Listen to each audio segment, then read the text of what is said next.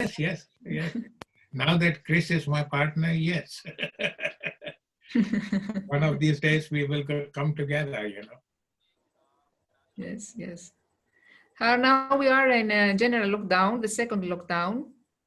Right, right. It's worse than the first one because we have many deaths every day, and it's expected to last until March here.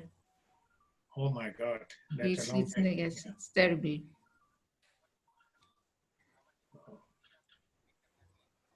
We just came out of our second lockdown about 2 weeks ago.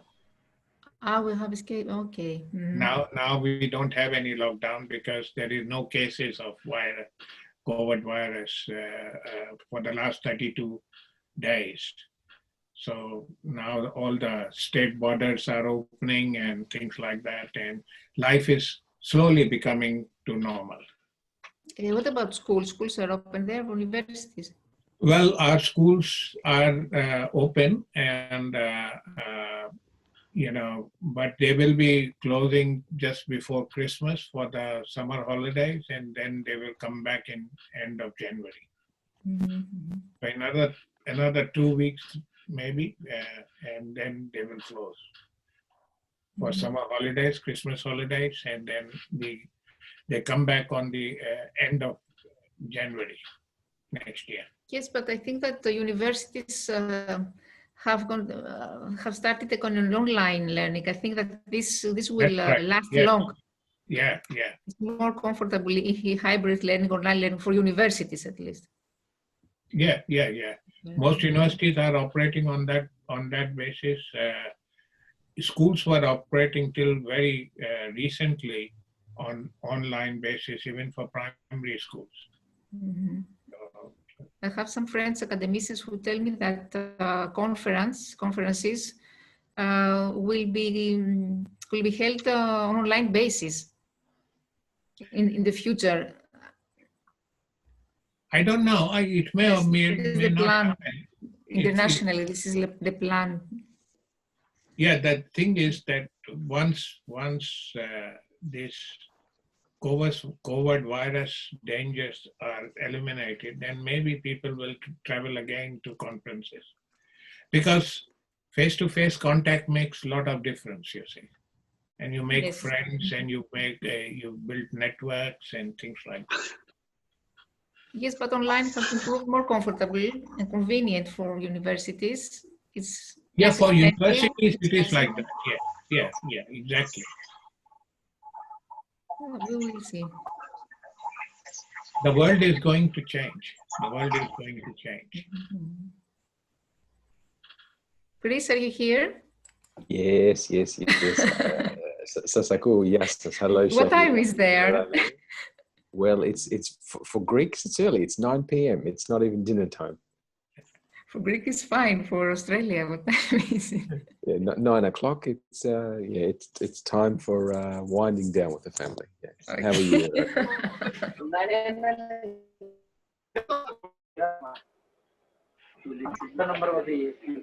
988 172 8659 9.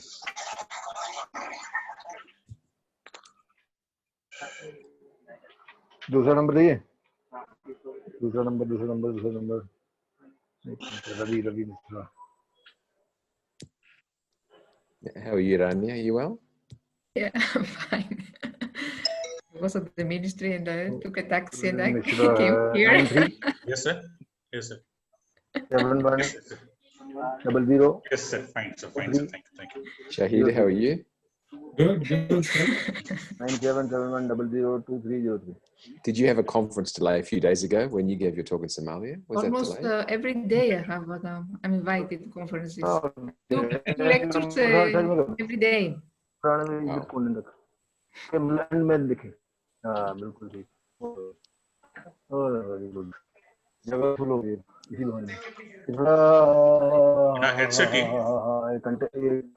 Headset. Hello. Yes, Vijendra sir. We are able to listen. Second. Good afternoon, all of you. 2 4 का 4 8 का ready हो गए Yeah. Am I audible? Yes, sir. Ripu sir, you are audible. Okay. Hello, okay, sir. Welcome, Dr. Chris. Please welcome. Good afternoon, sir. Thank you, Professor. Dr. Good to see you, Professor. Welcome. Chris. Hello, sir. Good afternoon. Thank you. Good afternoon. Good afternoon, Yamin sir. Dr. Fahid Yamin, welcome. Good afternoon Thank to you. all of you, sir. Good afternoon Dr. to all of you. Rana, welcome. Okay. Professor Dr. K.S. Jarar, sir, good morning and good afternoon.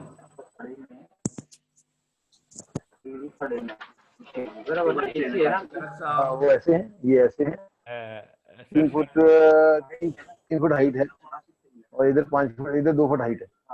ये कौन सा वाला है? हाँ, नहीं 5 foot height है। shall we start, sir? हाँ, Yes, sir. Vijendra sir, we can start. Over to Dr. Vijendra Babu. Yes, sir. Thank you, sir. क्या भाई Thank ऐसा? you. 8 चौड़ा, Thank you, sir. 2 ऐसा, 4 चौड़ा, ठीक है। Further, with ये the permission of Dr. K.S. Side Jarar. वाला है। Yes, sir. Thank you. Sir, good afternoon to all the one and all learned members for this 4th Asia Africa Development Summit 2020, United Nations SDG 2030 Partnership for Goals, which is scheduled on today and tomorrow. A wonderful opportunity for an international delegates getting connected. I take this opportunity wholeheartedly on behalf of Asia Africa Development Council for Sustainable Development to invite all of you for this excellent opportunity. I welcome all to this event. I hand over this session to Dr. Charak sir for his inaugural speech. Dr. Charak sir, good afternoon, sir.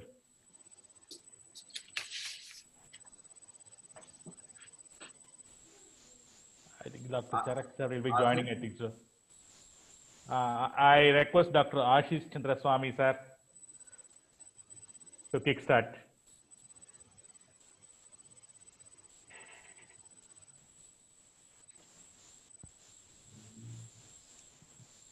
We can't hear you. Dr. Ashish sir, kindly unmute, sir. Kindly unmute Dr. Ashish. Yes, sir. Welcome. Sure, sir. Thank you, Vijendra Babu sir, for providing me this opportunity on this annual event of Asia Africa Development Council, that is 4th Asia Africa Development Summit 2020 on the UNSDG 2030 Partnership for Goals. Basically, Asia Africa Development Council is managed by Council for Sustainable Peace and Development. At Council for Sustainable Peace and Development, Council for Sustainable Peace and Development is managed by is an international organization for providing the sustainable development across the globe. Basically, the vision of Council for Sustainable Peace and Development is to provide innovation, sustainable development, and peace across the globe. Council was established for the establishment of peace and sustainable across the globe. The council is shall primarily works for the bringing about the peace, sustainable development for the humanity through ICT. Information communication technology, as we all know, today plays an important role in all our daily life. So just to promote these kind of peace activities across the globe, council is working at the global level. Council is licensed by Ministry of Corporate Affairs, Government of India, to work for the betterment of human society. We urge the global society to perform the action towards the achievement of innovation, sustainable development, and peace for the betterment of our future generations.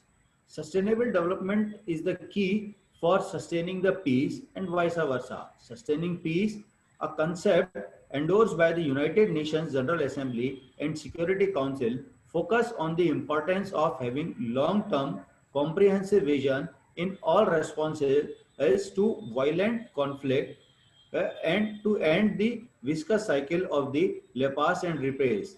Many countries in complex situations have embraced the sustainable development goals as the part of solution. the United Nations High-Level Political Forum, the global performance of SDG, follow up the and review. At the same time, there are many other activities and actions that Council is working on through its various projects. So, because as Council is working on various sustainable projects for promoting different kind of activities. The council, one of the project of council is the Ayushman Bhava project that council is promoting through healthy body and healthy soul. The basic motto of this project is to provide uh, the the prayer that is known as the Om Sarve Bhavantu Sukhina Sarve Santu Niramaya Sarve Bhadrani Pashyantu Ma Kadaschit Khago Bhava Om Shanti Shanti Shanti. This this hymns means that oh, may bless all become happy, may all body, heavenly body becomes the healthy, free from illness, both from physical and mental illness. May all see us what is auspicious in us. May no one suffer in any way. Om, peace, peace, peace. Following this mantra, the council is promoting the Ayushman Bhava project for the healthy body and fit human being. To promote the another activity, council is promoting the healthy body with fitness. It has managed it with the fitness through its project of International Association of Sports and ICT by providing the physical fitness to the all the human beings and uniting world through sports. ICT plays an important role nowadays in providing all these kind of activities where human beings are connected through various activities of sports and the peace building activities across the globe. Council is also providing the sustainable development through various actions and providing the various award for the sustainable development and activities in categories of innovation, peace, and other delegate activities. Thus, the council is providing various platforms for managing different kind of activities. This is the brief introduction about the council and the activities of the council, how the council is providing the and bringing together the world together and provide a platform so that the world may become a better place for our future generations. Thank you. Thank you, Ashish Chandra Swami sir, for explaining about the council activities in a very brief manner and for a very descriptive manner. And thanks for your wonderful explanation. It gives a glimpse about the council activities. Now, I hand over this session to Dr. Ripu Ranjan Sinha sir for his inaugural address. Welcome, sir. Yeah, thank you, Vijendra Babu. Vijendra Babu and I think Professor Charak are not there, but one Philippians. Yeah, fine, sir. Good evening, morning and afternoon to all of you. On behalf of Asia Africa Development Council, 4th Asia Africa Development Summit, I like to thank to our honorable chief guest. He is going to join shortly. Council member, secretariats of the Associate Institute, other dignitaries, invitees, and ladies and gentlemen. I extend a warm welcome to all of you to the 4th Annual Asia Africa Development Summit 2020. In behalf of Majesty Nadia Merhari, who is the chief guest of this event, who has kindly accepted our invitation to inaugurate this Asia Africa Development Summit 2020 under the aegis of Council for Sustainable Peace and Development and Innovation Society of India. I, Professor Ripu Ranjan Sinha, and promoter of global innovation, peace, and sustainable development, Development Consultant of Republic of South Sudan, Pro Vice Chancellor, Commonwealth Vocational University Kingdom of Tonga, and a citizen of India from Pink City, Jaipur, Rajasthan. I like to welcome Her Majesty Nadia Narhari in absentia. Mother Nadia is a king heart and always ready to support women and humanity. Mother Nadia serves as the board of the most influential institution in the world, like the ADN, the First Lady Club, and others.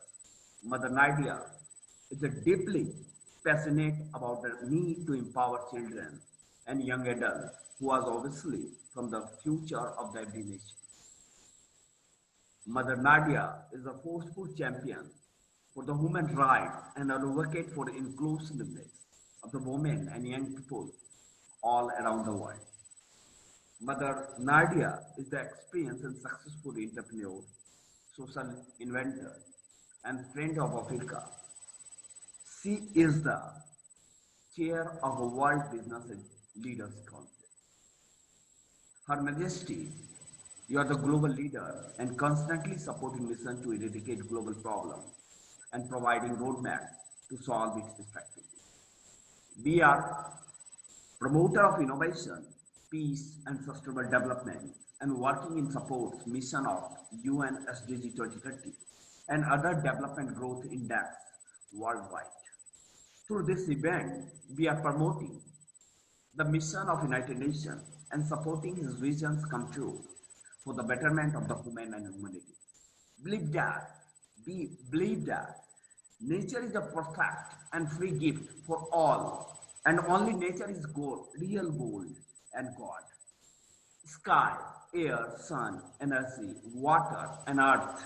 Without it, we cannot imagine of existence. But without lust, greed, and selflessness, we created deprived society and created lots of social problems. What we are facing today and will face tomorrow. This is the right time when COVID-19 teaches us be the best among the rest under the lap of nature, then your all problems shall be cured. As informative in nature, in September, the United Nations General Assembly is set to adopt the Sustainable Development Goals, a highly anticipated event in the global development. The Open Working Group has been crafting a comprehensive package of the goals and targets that can be derived and drive global effort towards a sustainable and poverty-free world by 2020. However, the goals to be adopted sustainable development goals are likely to fail unless far more attention is given to addressing governance challenge crucial to their implementation.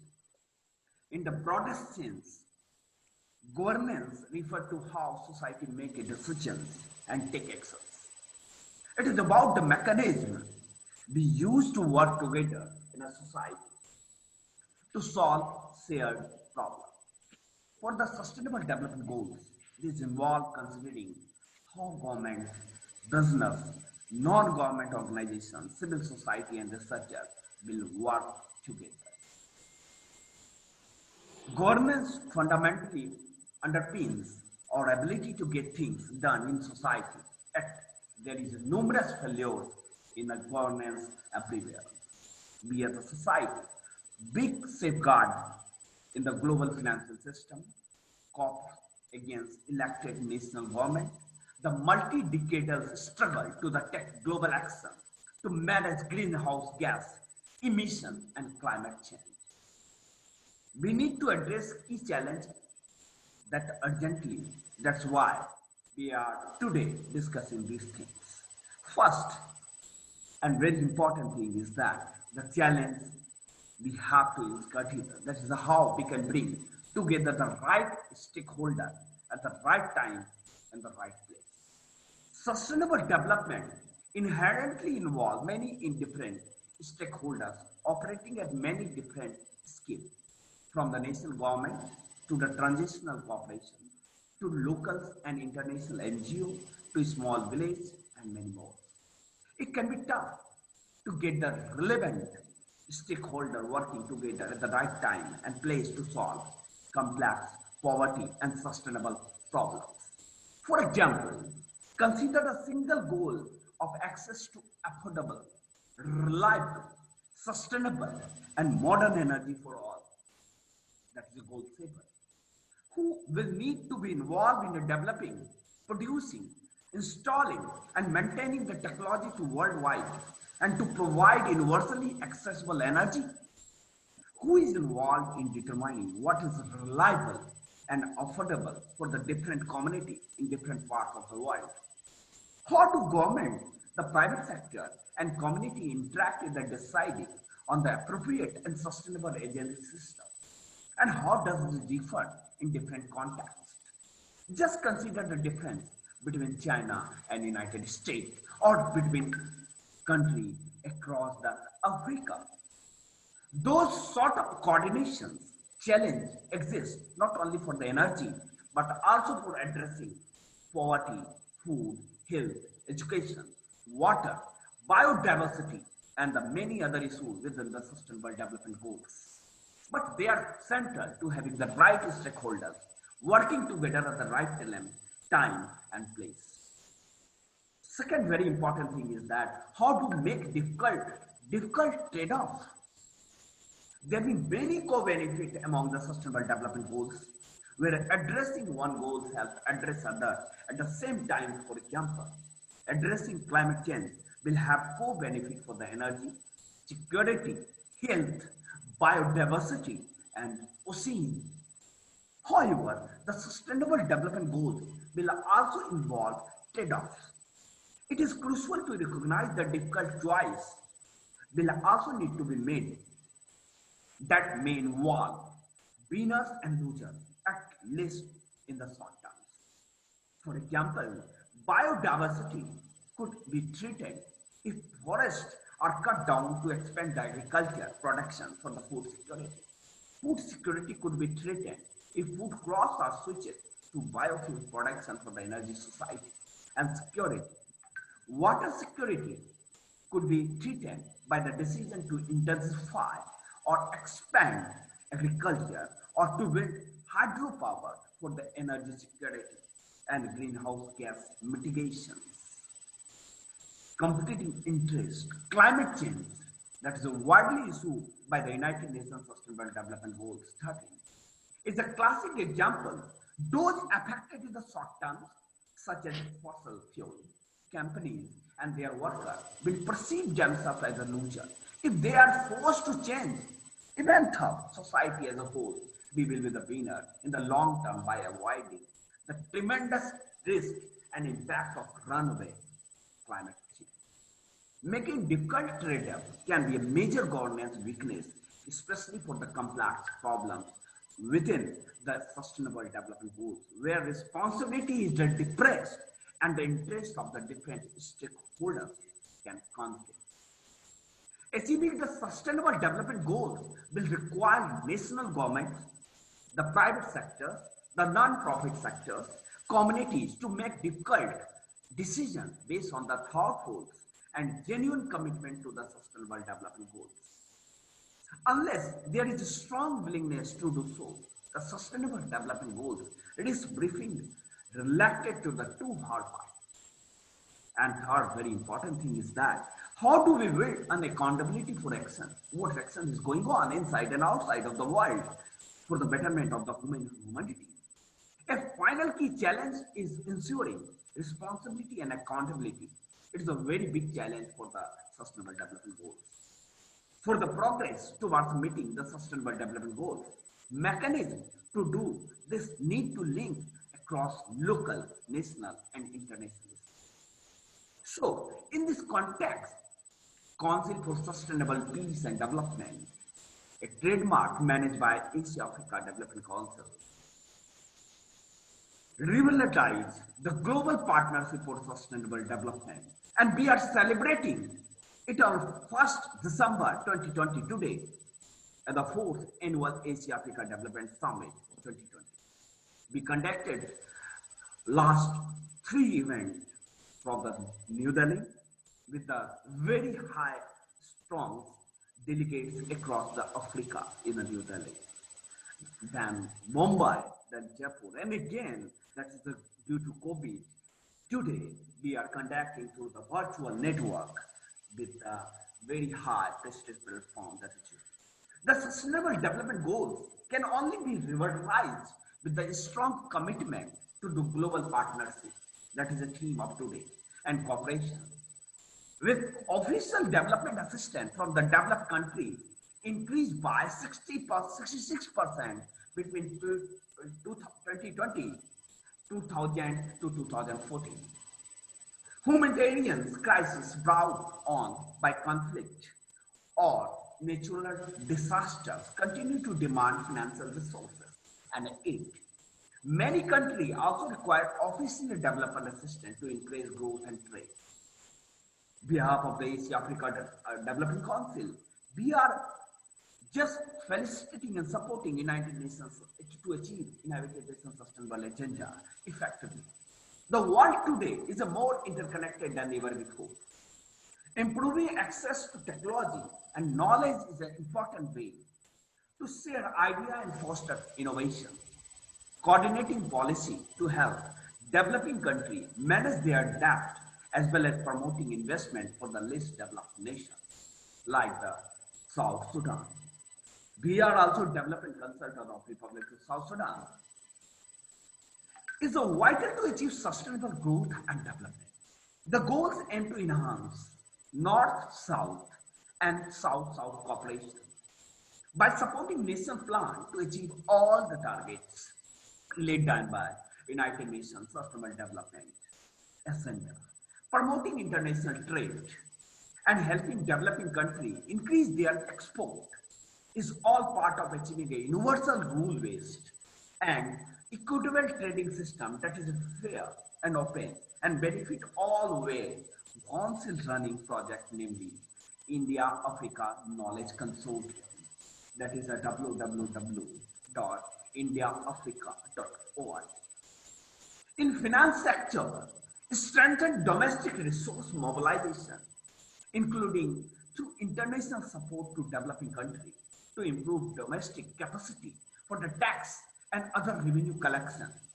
Developed countries to implement fully their official development assistance commitment, including the commitment by many developed countries to achieve the target 0.7% of ODA and GNI. To developing countries, 0.15 to 0.25% of GNI. To least developed countries, that is the OTA provider, are concerned to consider setting a target to provide 0.2 to 20% to least developed countries. Mobilize additional resources, especially finance, for developing countries from the multiple sources. It is also one of the biggest. Assisting developing countries in attending long-term debt sustainability through coordinated policies at fostering debt financing, debt relief, and debt restructuring as appropriate and address the external debt of highly indebted poor countries to reduce state distress. Adopt and implement investment promotion trying for the least developed countries. Technology parts enhance north-south, south-south, and triangular regional and international cooperation on and access to science, technology, and innovation, and enhance knowledge sharing on multiple and mutually agreed terms, including through the improved coordination among existing mechanisms, in particular at the United Nations level and through a global technology felicitations mechanism by the self-sustainable organization. Promoting and development, transfer, dissemination, and diffusion of environmentally sound technology to developing countries on the favorable terms, including on concessional and preferential terms as mutually agreed. Fully operationalize the technology bank and science technology and innovation capacity building mechanism for the least developed country is going to develop and enhance the use of mobilizing and enabling technology in the particular information and communication technology. We are supporting this mechanism through the Innovation Society of India, that is a one pan-India organization across India. Capacity building, enhance international support for the implementing effective and targeted capacity building in developing countries to support national plan to implement all sustainable development goals, including through north-south, south-south, and triangular cooperation. In the parts of trade, promoting a universal, rule-based, open, non-discriminatory, and equitably multilateral trading system under the World Trade Organization, including through the conclusion of negotiation and it's the Doha Development Agenda released by Trade Council. Significance, increase the export of developing countries in the particular with view of doubling the least developed country share of the global export by this year. But due to COVID, we are unable to achieve the target laid by the capacity. Realize timely implementation of duty-free and quota-free markets, access on the lasting basis for the least developed countries, consistent with the World Trade Organization decision, including by ensuring that the preferential rules of origin applicable to import from the least developed country are transferable and simple and contribute to customs market.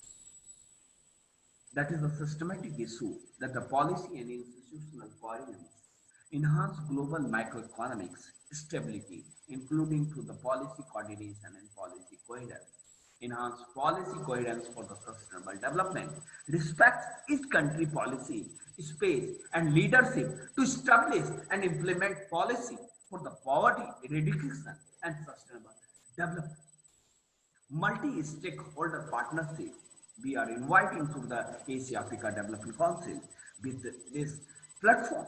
Enhance the global partnership for the sustainable development, complemented by the multi-stakeholder partnership that mobilize and share knowledge, expertise, technology, and financial resources to support the achievement of the sustainable development goals in all countries, in particular developing countries.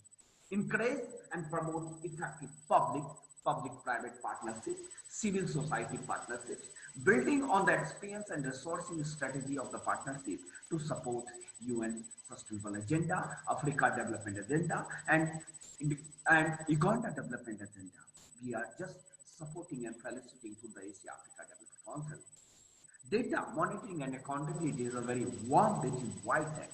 By 20, enhance capacity building, support to developing country, including for the less developed country and small island developing state, like the Kingdom of Tonga, to increase significantly the availability of a high quality, timely, and reliable data aggregated by income, gender, age, race, ethnicity, migratory status, disability, geographical location, and other characteristics relevant to the national context. As per the target fixed by the UN SDG 2030, build on existing initiative to develop measurement of the progress on the sustainable development that complement gross domestic product and support strategic capacity in developing countries. So, in this platform, behalf of the Asia Africa Development Council and Council for Sustainable Development, Innovation Society of India, and our associated organizations like the International Association of Sports and ICT to promote digital sports worldwide. Professor Ripu Ranjan Sinha, I personally like to welcome all members, speakers, delegates, chief guests, and associates to just share your view for the 4th Asia-Africa Development Summit under the basic theme of the United Nations Sustainable Agenda 2030, partnership for the goals. So just for today, thank you very much. Thank you, Dr. Ripu Ranjan Sinha, sir, for your extraordinary speech on sustainable development goals and the need of the hours to be focused by the whole globe on this current scenario, and also on the special occasion, or I can say the challenges or the opportunities on COVID-19, which has opened many opportunities, also equivalent to the problems. So this is a crucial time which, as a united, we will get into reaching the United Nations goal to reaching the sustainable development. And wonderful speech for you, sir. Thanks for your excellent presentation. Dr. Vijendra Babu, one thing is that I like to interpret someone. Every has their own goal in life, just a theme. But what if planet come together to work towards the same one, with just like a world, rest world? Okay. This is the thinking behind the 17 global goals created by United Nations to achieve a more sustainable world by 2030. With the power to the poverty, to the end poverty, better equality, and parallel to global warming, the goals will build a more responsible, just and peaceful future for everyone. So, as a responsible citizen of the nation and responsible citizen of this earth, we must support the development goals, whether you pick the issue that is the closest to your heart or get involved in all 17 sustainable goals. So just join us, Asia Africa Development Council, in spreading the word. Thank you. Thank you, Dr. Ripu Ranjan Sinha, sir. Thank you. I am pleasure in inviting one of our chief guests of today's event, specially invited speaker, Dr. Rania Lampo from Greece, global educator, STEM instructor, director of Education Affairs of Forum, 36 Peace and Unity Peace Education through STEM projects in Africa and India. I welcome Rania Lampo for her session. Session is yours, madam. Welcome. Greetings from Greece to all participants. Thank you very much for your kind invitation to be a part of this so resourceful and meaningful event. My name is Rania Lambo. I'm a STEM instructor. I'm working currently at the Greek Ministry of Education at the Directorate of Educational Technology and Innovation, and I'm also director of Forum 36 Peace and Unity Organization. Today, we're going to explore the crucial role of peace education in the COVID and post-COVID era. And at the same time, the second part, I will show you some of my multi-award winning projects implemented in Africa and in Asia. May I share my presentation? Is it possible? Yes, definitely. Can you enable? Just a second, just a minute. I'll just make the arrange.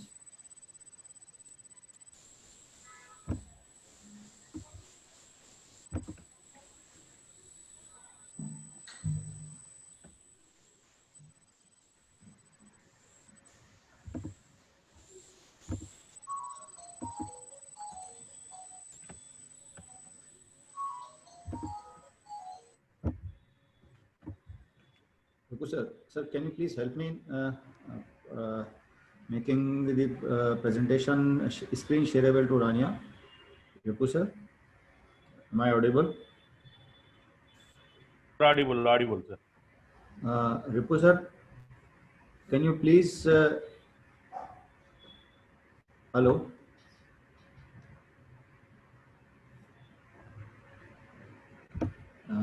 Just a moment, Rania. I'll just arrange.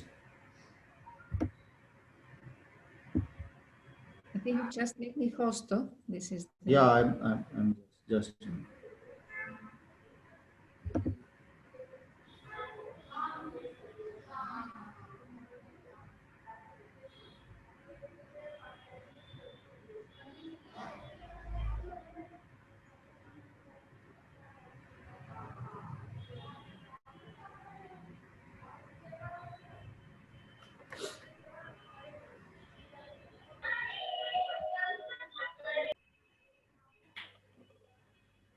Good afternoon, Dr. Kuldeep, sir.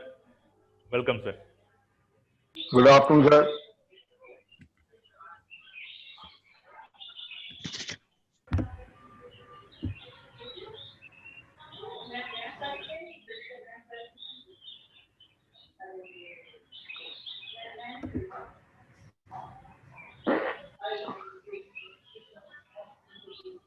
Hello, Ripu sir, am I audible? Yes, sir. Audible, audible. Ripu sir, sir, sir, Yeah, I can published. Okay.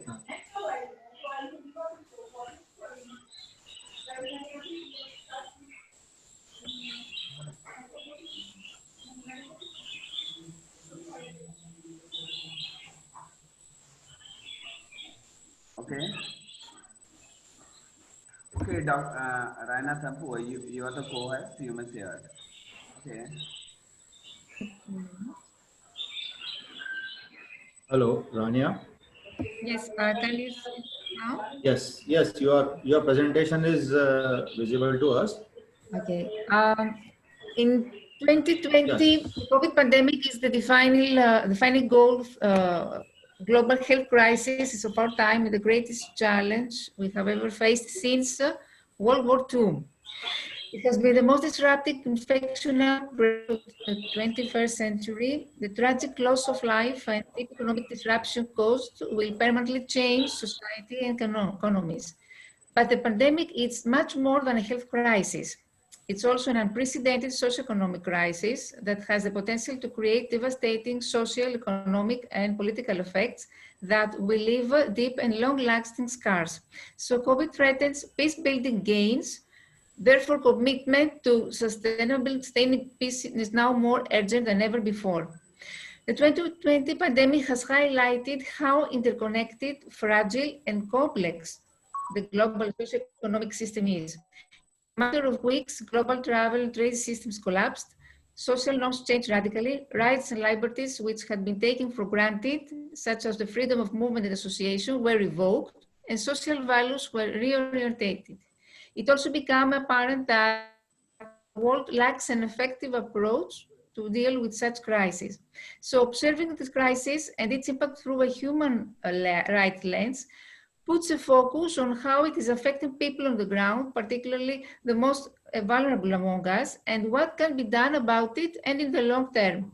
So guaranteeing the human rights for everyone poses a challenge for every country around the world to be a different degree. Yet the impact of the crisis on these rights is real. Unemployment, food insecurity has risen to unprecedented levels in many countries within a very short space of time. Widespread closure of schools has interrupted the education of more than 1 billion children all around the world. Reduction of care and protection services for children, including abrupt closure of care institutions and health services serving children, has increased children's vulnerability to violence, exploitation, and abuse. Strategies to contain the virus are difficult for those without good quality, safe housing. Physical distancing, self-isolation, and hand washing are impossible for the homeless or residents of slums, where lack of access to clean water and sanitation is a fundamental issue. So COVID is sweeping through populous high-density informal settlements and to refugee migrant camps, where physical distancing is challenging, access to health services limited, and population especially vulnerable to disease.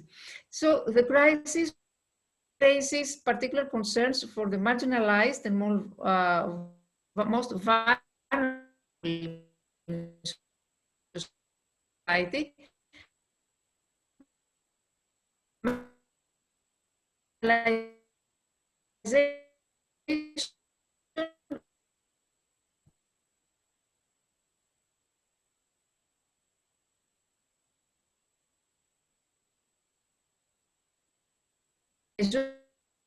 Related to the pandemic. The instability and fear that the pandemic engenders is exacerbated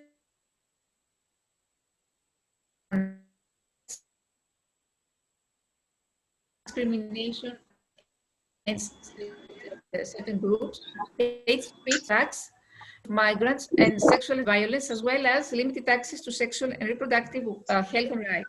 So it is a time when more than ever human rights are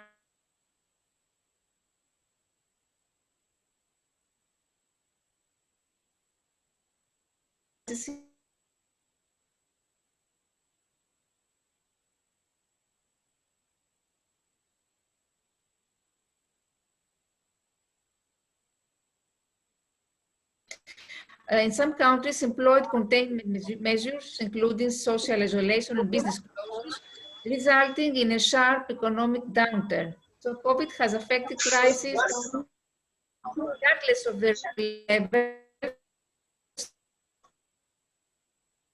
of economic development, unlike other epidemics this century, which have mostly impacted countries. So it is important here to distinction between positive peace and negative peace. Negative peace refers to the absence of violence. When, for example, the ceasefire are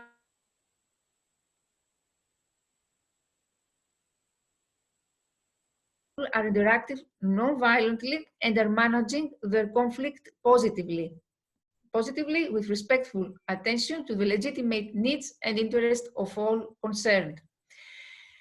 The pandemic shifts pattern of violence throughout the globe. While there has been a decline in some types of crimes, battle deaths and riots due to lockdown measures, other areas such as domestic violence, self-harm and suicide are likely to have increased. There have been reports of substantially higher usage of suicide and mental health helplines as a result of the pandemic and social isolation. Sometimes, some types of cybercrime may increase during the time of the pandemic, and as more people, especially those less skilled and inexperienced on the internet, look for information or go shopping online, cybercriminals have increasingly sought to take advantage of the unsuspecting people. They have created fake websites to collect fraudulent information from users, an activity known as phishing. So another danger is the drug trafficking and other types of crime have been a temporary reduction as a result of social isolation around the world. And the pandemic, of course, is impacting every country, but some countries face existing peace security challenges that make the response even more difficult. Combined with existing instability, the pandemic poses a real threat to peace and security, can undermine peace-building gains and heighten conflict risks over time. Some countries have delicate peace processes that could be undermined by the crisis, especially if the international community is disrupted. Some countries that have invested in protecting economy and social rights are likely to be more resilient. Furthermore, countries that are most likely to recover quickly from the pandemic are those with strong performances in good relations with neighbors and sound business environment before the crisis. Therefore, the two factors that will assist countries in the post-pandemic recovery are high levels of positive peace. That means guaranteeing effective institutions, social cohesion, and transparency, representative governments, and favorable economic conditions before the pandemic. These were the pillars most heavily affected by COVID pandemic. In addition, well-functioning governments and high levels of human capital were influential in mitigating the effects of the pandemic. Since 2008, we have the Global Peace Index. Global Peace Index is the world's leading measure of global peacefulness. This has also empirically developed the Positive Peace Index, which measures the attitudes, institutions, and structures that create and sustain peaceful societies. This provides guidance on the future peacefulness of countries, their resilience, in which in the COVID era is increasingly important, and long-term prospects for recovery. Most of the indicators of the Global Peace Index and the Positive Peace Index are likely to be negatively, of course, impacted by the pandemic. Many countries where resources allow have taken targeted measures to mitigate the economic and social impact of the crisis on the most vulnerable. Some countries have temporarily granted residency rights to all migrants and asylum seekers in a regular situation to give them full access to the country's health care as the outbreak escalates, thereby reducing the risks for wider public health. Others have made all coronavirus treatment free to all. Measures have been adopted in some countries to protect vulnerable groups, including persons with disabilities, homeless people, and young people living in institutions. Other suspended arrests of irregular migrants. Here we can see an example of UNESCO. It's called My COVID Story. which aims at developing peace-building skills. Throughout the pandemic, social media and online communication have become essential tools for maintaining social connections. And young people have been independently promoting positive narratives and engaging in peace-building activities during the crisis. So in April 2020, UNESCO launched the My COVID Story campaign to provide for young women and men around the world to share their views, experiences, and initiatives. COVID has given youth the opportunity to strengthen empathy, solidarity, and resilience skills to combat the COVID-related hate speech and disinformation. All these testimonies show that peace-building skills can be learned through lived experiences. The COVID pandemic, although it is full of obstacles, has provided young people with an opportunity to further develop these skills. This universally shared experience of COVID is allowing young people demonstrating positive resilience to make transformative change within their societies and to promote peace. Several stories reference the hate speech, for example, targeting individuals perceived as ethnically Chinese or Asian. For example, we see here Zhong, a high school student from China, explains and says misleading, biased information and conspiracy theories have resulted in hatred and criticism. And another student, Kelly from China, who similarly describes Twitter hashtags that label Chinese people as murderers.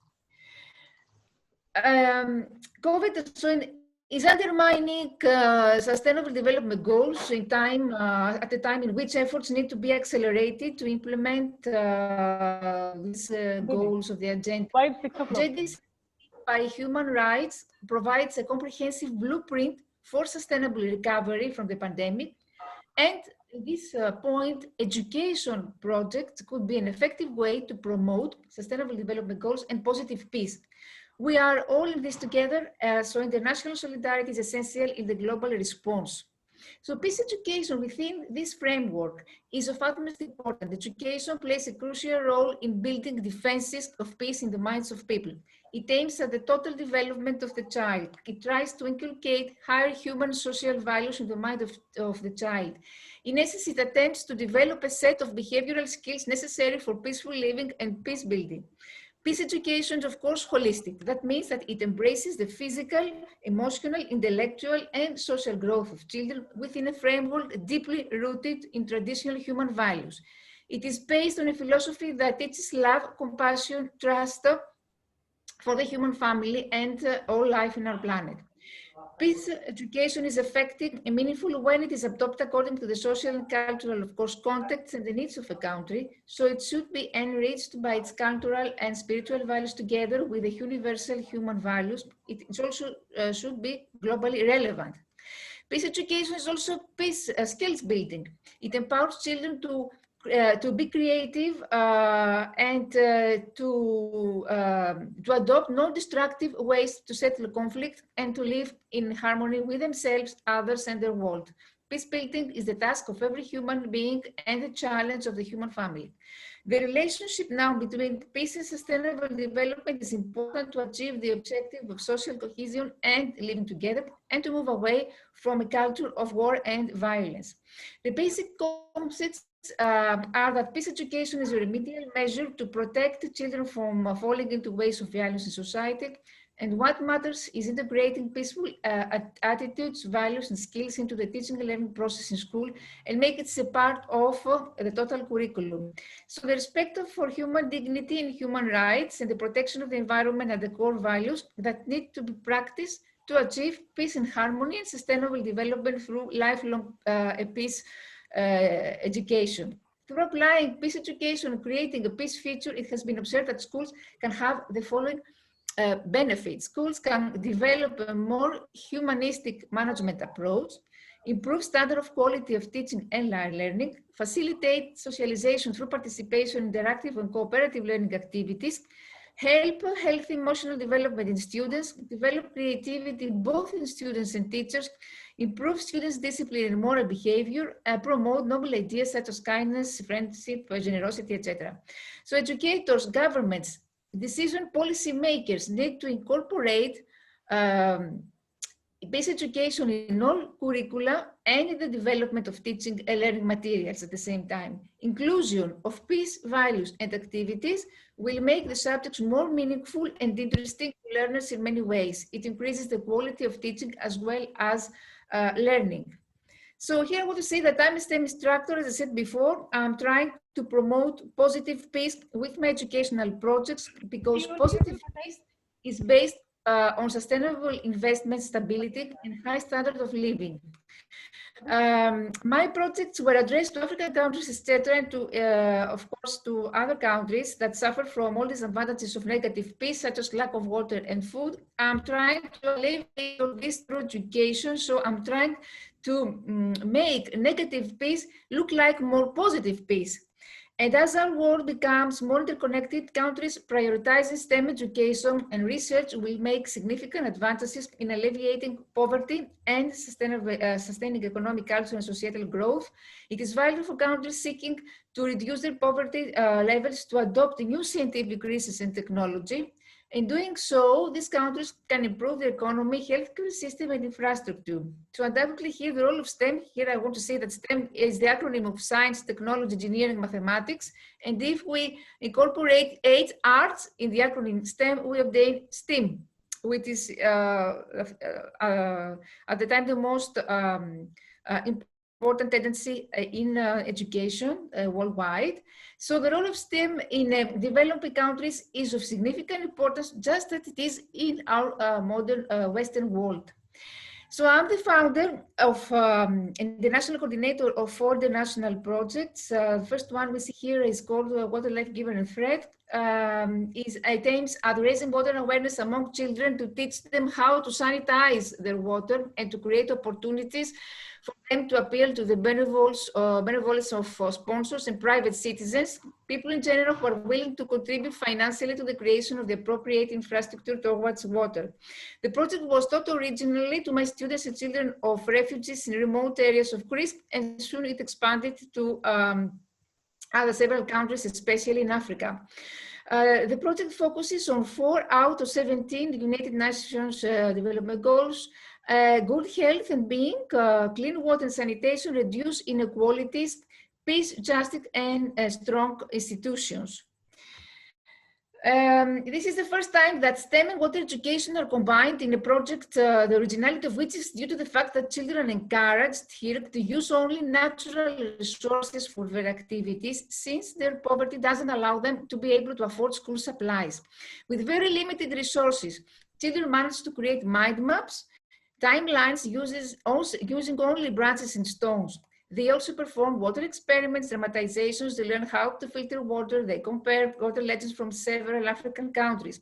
Together with some teachers of the program, we achieved to obtain donations, sanitation and filtering equipment, and furthermore, something very important, that 6 wells were drilled and constructed in an area of Malawi where children had to walk for 90 minutes to find water.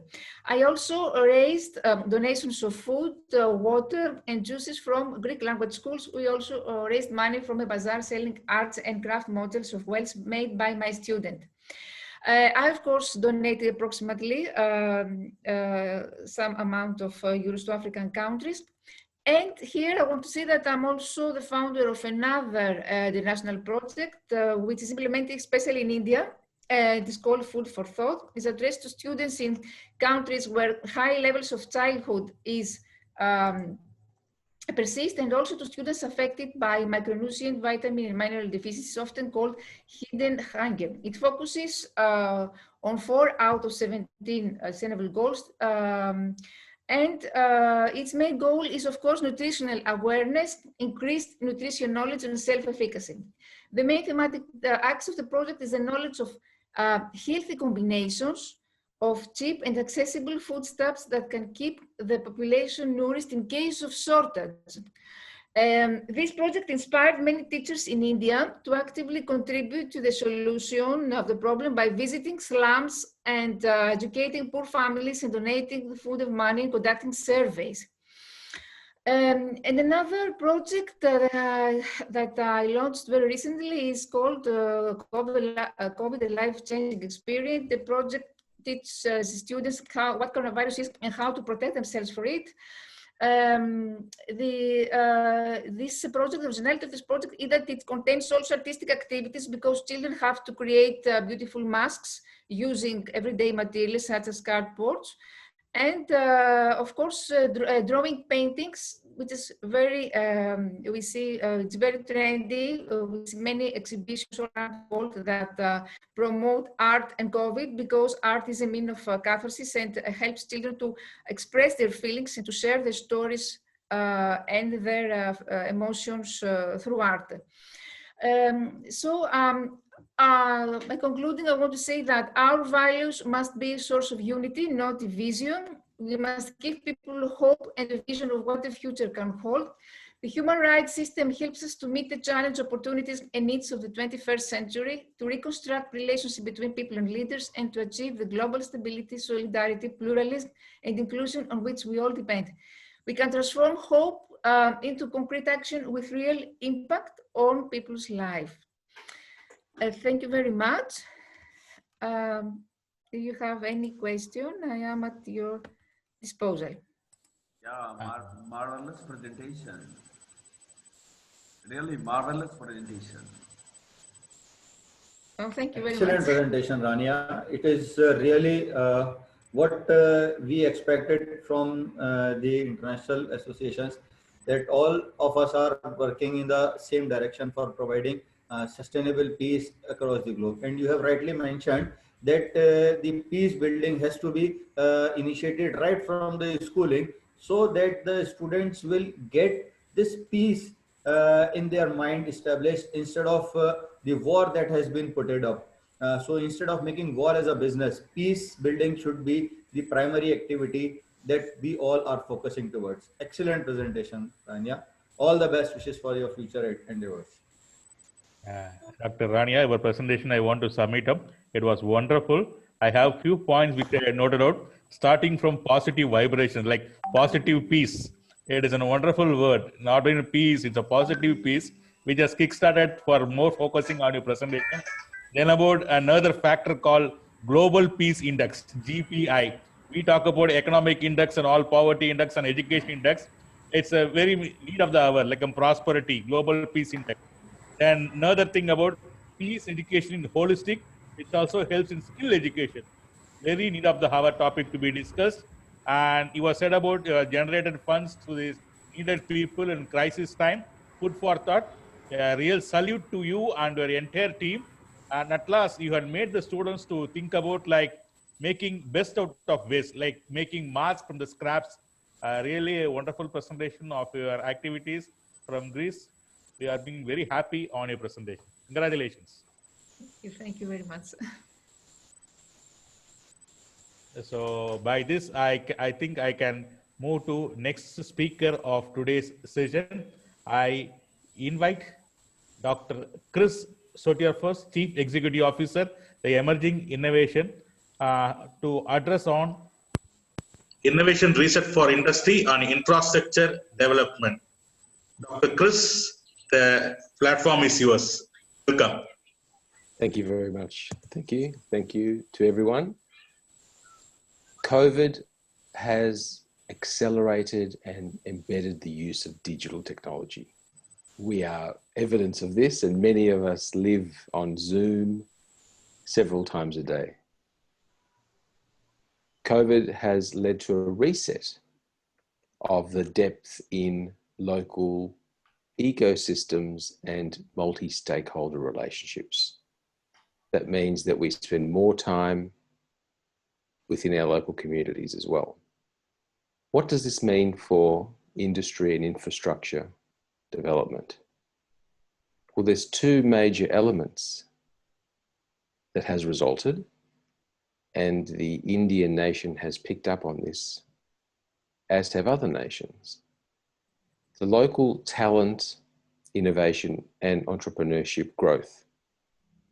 Many countries have created positive policies which says within our community, we're going to focus on innovation, focus on manufacturing, rather than have it offshored in many parts of the world. This is a policy which we're seeing in India, we're seeing in parts of Europe, the US, even post-Trump, we will see a lot of that. In Australia, we're seeing that, and we will see in several countries. Then the second element is the international players. The international players will always be there. They are able to conduct major infrastructure projects and help being underpinning foundations in national industry creation. So what does this lead to when you have these two elements, the local, the post-COVID, and the international players? Well, it leads to localization of participation, project relevance, contribution, and ownership. So whereas previously you would have elements coming from different parts of the world, China, India, Australia, etc., now there's more of an emphasis for local contribution, local innovation, local competence creation. This leads to 4 elements. The tailoring of relevant solutions. So relevant is important because it means solutions for your local community. It's not just taking packages from the international players and not modifying it to a local context. Identifying relevant industry and infrastructure to develop. So what do you need to develop? In Australia, we're seeing a lot of emphasis on medical research, capability building for the next version of the pandemic. Such as Somalia, we're seeing the emphasis on peace building, on educating parliamentarians, moving to the one person, one vote model. We're seeing in Nigeria how we have to have local industry, local solutions for the underprivileged, as well as supporting major industries to grow, such as IT. What this allows through COVID and the digital world is a quick transport of ideas, structures, local context to other parts of the world.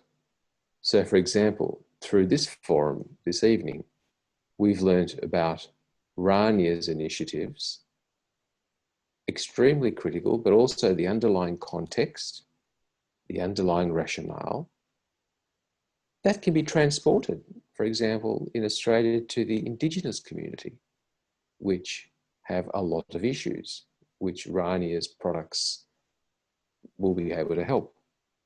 This is a classic example of the emerging innovation post-COVID and the reset that is occurring. So there's also the adoption of the international expertise. We will always need international experts who know how to build freeways, airports, water systems. But this reset allows for the dovetailing of the internationals onto the local context.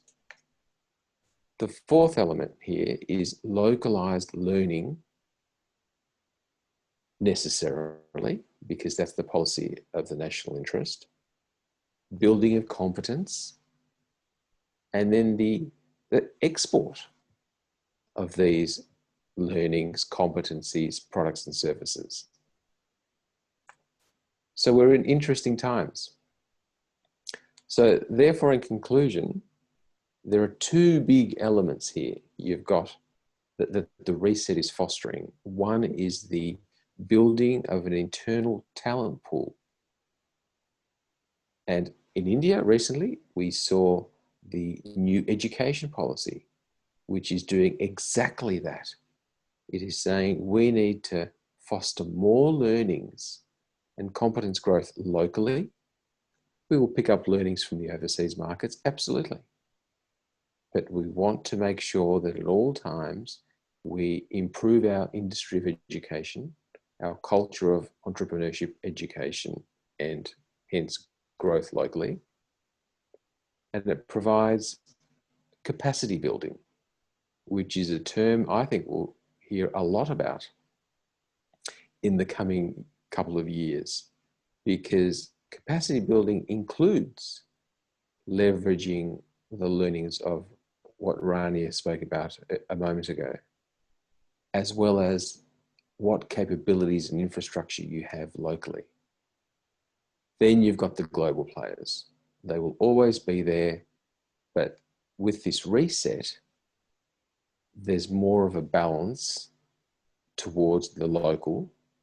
However, acknowledging that the global players are still pivotal to growth of a nation and growth of a region. So you have, by building the internal talent pool, you serve both the local market as well as the ability to export the learnings, products and services internationally, as well as exporting them to the global players, because the global players will learn a lot from what occurs locally and the context, and say, oh, we should be able to transport these learnings to different parts of the world.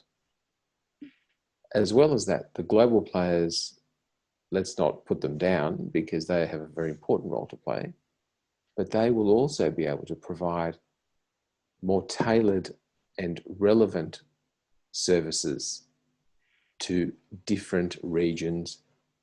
Given that we're talking about Asia and Africa in this conference, they can provide a more relevant basis for their activities. And we've seen this as well, where some of the Chinese investments in Africa have not, and Asia, have not developed and been utilised as expected. Whereas under the new reset, there will be more pressure to say, what is the local context? What is it that we need? What can the locals do? And marry the two. So I see COVID as delivering a platform for which many policies will be enacted, if not started already, to enable local industry and infrastructure development to occur more relevant to the local context. And not only that, but create an export market as these localized competencies develop and they are communicated or sold around the world. So that was my presentation, and thank you for the opportunity to speak. I look forward to your questions.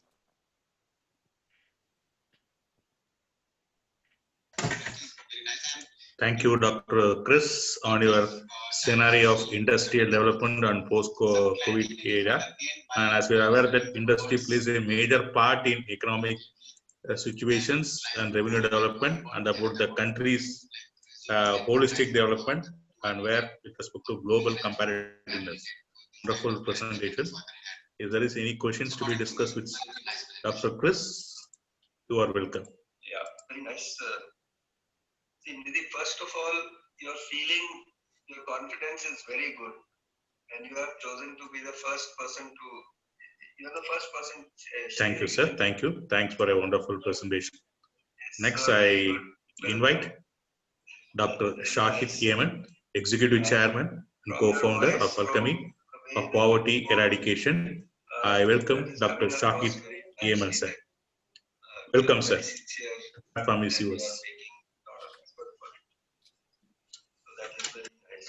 Good afternoon, everybody, distinguished speakers, and saying that this is a test session. The topic of my discussion is poverty eradication. Alchemy of Poverty Eradication is the title of my presentation. Poverty has been the focus of developmental work for a very long time. Yet poverty is not reducing in true sense of the word. There is some relief in poverty in some areas, but by and large, poverty is still increasing. And I have lived 12 years of my life in poverty with my parents. And even as a young child, I had a feeling that a human being should not earn a living by carrying human waste in a bucket for disposal. I saw them, they were untouchables. They were never allowed into a very ordinary cafe to get food, etc., etc., etc. In reality, poverty is a multi-dimensional concept.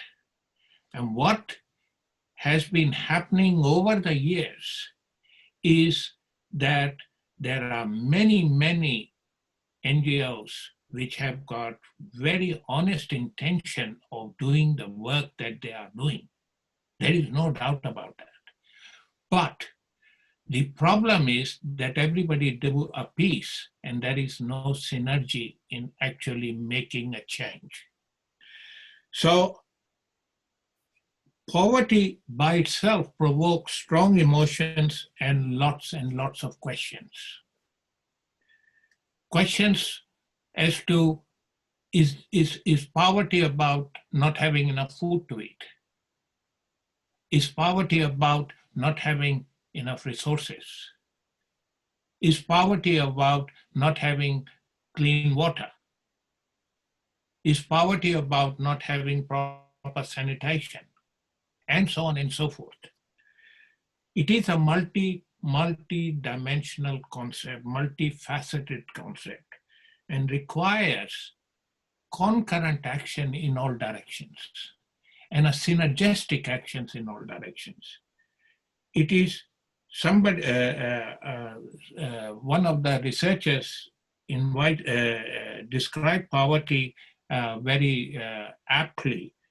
Poverty is a chronic and debilitating condition that results from multiple adverse synergistic risk factors that affects the mind, the body, and the soul. The mind and the body and the soul has not been really attacked by the interventions that has been made to eradicate poverty. They need to be done together. And that is one of the problems where poverty has not really, poverty eradication has not really made as significant a progress in spite of all the world attention and focus and investment on eradicating poverty. There are many different types of poverty, absolute or extreme poverty. There is a lot of concentration being given to absolute or extreme poverty. But what is not being realized is that removing extreme poverty does not remove the poverty from the generation that you produce as a family. And this is something which is very important because every child is a generation. You save a generation by saving one child and you put that child into the right path, you change one generation. Extreme poverty removing extreme poverty may give some relief, but it does not. It definitely does not save the generations. Generation gets involved in more and more and more poverty. Relative poverty is, of course, as it clearly states that somebody can be poor as compared to others in terms of the economic, general economic status of that nation or that society. Situational poverty can come because of natural disasters. It can come because of war, for example. It can come because of so many other similar sort of reason, including pandemic. Because pandemic has affected certain groups of people. For example, in Pakistan, I come originally from Pakistan, and there are lots of people who are being affected because they can, and they have decided that there is no point in trying to take all the precautions, because if I don't work, my family starves. Generational poverty is the key, because the most important aspect of poverty is the generational poverty. You change the generation, you start to eradicate poverty from the world. And while there has been bits of investment, bits of attention being given to various aspects of generational poverty, but generational poverty is far more powerful than hunger. And it has got far bigger impact on the world, on the human existence, on the humanity, and so on. Urban poverty is where rural people move to urban areas to find employment. And in India, for example, when they cut off the transportation system, people started to walk 200 miles. In order, they said that if I have to die, I'll rather die in my village. So they started to move, and then government had to make some emergency provisions for them to be transported to their village because they have lost their job and so on and so forth. Rural poverty is also very important because it has a very different dimension to it. Because in countries like India and Pakistan, which has been colonized for 200 plus years by the British, what has happened is that we have created feudal lords within the society who are basically doing the dirty work for the colonial masters. India has been very, very good in that as soon as independence happened, they started to redistribute land so that there is no feudal lords, or the impact of feudal lords are greatly reduced. But rural poverty can happen because of changes of climate conditions, where your little patch of land did not produce enough agricultural products to sustain your family. It can happen because of social factors. And those social factors can also impact the poverty in the rural areas. Let me talk about the philosophy of alchemy of poverty eradication. What was the thinking behind it? My first point is that human potential is unlimited.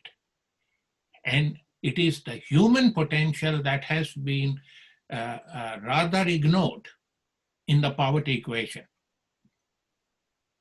Because if one tries to focus on human potential and develop the human potential, then they start to create a social revolution, which can actually, in the medium term, reduce the poverty to a level that it is sustainable. Second thing is that destiny is by choice and not by chance. This is another, if you like, a shackle that has been provided to people in the rural, especially the small farmers and so on and so forth. When things go bad, a lot of religious preachers come and say that this is God's will, you should accept it. In the next world, you will get a better life. This takes the spirit away where human beings can find solutions to the problem they are facing. Social innovation of any type requires concurrent action on all dimensions. This has been proved by research, by science, that social innovation does not happen when you take piecemeal approach. Eradicating the poverty does not mean that the world will become an equal place. Because it is absurd that everybody has equal amount of money, equal amount of resources, equal amount of everything. It is never going to happen. Because that is against the human nature. Every human being likes to drive for better and better and better economic circumstances. But what it means is that every human being has a right, has a God-given right to make the best out of their potential. So envisage a world where every human being can use their best potential to go forward. To start with, there will be peace automatically. It will bring peace automatically. And Rania has been talking about peace, and she's very right, the aspect of positive peace. What we do is, when there is a problem, we take sides of that problem, different sides. Somebody support one side, somebody support the other, and both sides actually supply arms and ammunition to create the problem. Syria is a case in point. In the process, millions of people have become destitute. In the process, millions of children have become orphans. Millions of generations have been lost, or will not be able to use their human rights to get the best out of life that they can achieve using their potential. So my view is that if you want to eradicate poverty, you need to change the mindset of people who are in that circle of poverty, or in that trap of poverty. When I was living a poor life with my parents, what I remember very distinctly, that while things were very bad at that point in time, and mind you, when I say I lived a poor life, I mean, my parents protected me as best as they could with the resources that they can generate. My father used to work 3 jobs in a week in order to send me to a good school for education. And I am what I am because of their sacrifices at that point in time. But the thing is, I have always seen my parents actually hearty and laughing and at peace with themselves, because they knew that this is only a temporary phase and we can change that phase. And my father ended up as a CEO of a multinational company. He retired as a CEO of a multinational company. So from the very, because he was a migrant, he moved from India to Pakistan with absolutely no grassroots, except relations, of course, but otherwise no grassroots of network of contacts and things like that. So what I'm trying to put forward is that it is the mindset. When you keep on giving people aid of some sort or the other, you are actually making them less capable. But when they see that they can produce using their potential, and that aid is to give that training, that coaching, that nurturing that is required, and creating an ecosystem within these poor communities, then you can change their life, because they will start to make things happen. Charity is a good thing. And charity is about giving. But the biggest giving is when you can change a human life. That is the biggest giving. Giving money is not the biggest giving, no matter how big that money is. When you actually change human life is when charity really makes sense. The other thing is that most of the work that is being done is with a very fixed templates that says that, you know, we go to Malawi, we go to Somalia, we say this is the way you should learn. This is the way we teach, and this is the way you learn. We get them into a group of in a nice hall, give them good food, and give them training about whatever we are supposed to train, whether it is women empowerment, whether it is women sanitation, whether it is children's education, parenting, whatever, or family planning for that matter. A lot of money has been spent in creating family planning, but nobody has ever asked, how does husband and wife relate to each other in terms of family planning? Because a woman doesn't have the control. In 90% of these poor societies, woman doesn't have the control. As the control lies with the men, what they want, how many children they want, etc., etc. In a poor community, the man wants more and more children and they hope that most of those children are boys, because they become supportive members of the economic cycle. So any amount of family planning training is not going to work. So my thinking is that it is important that you understand the ground realities.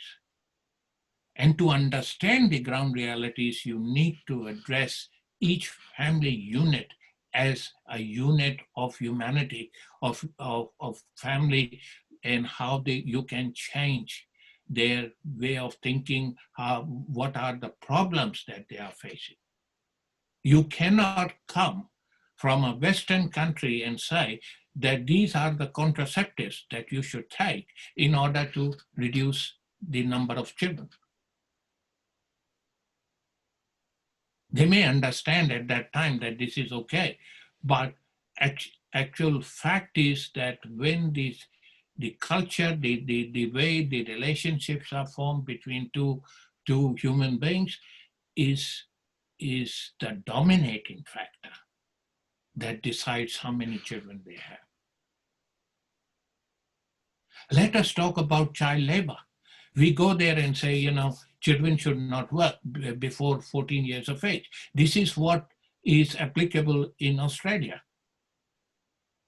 But child labor has to be redefined in the context of the poor countries.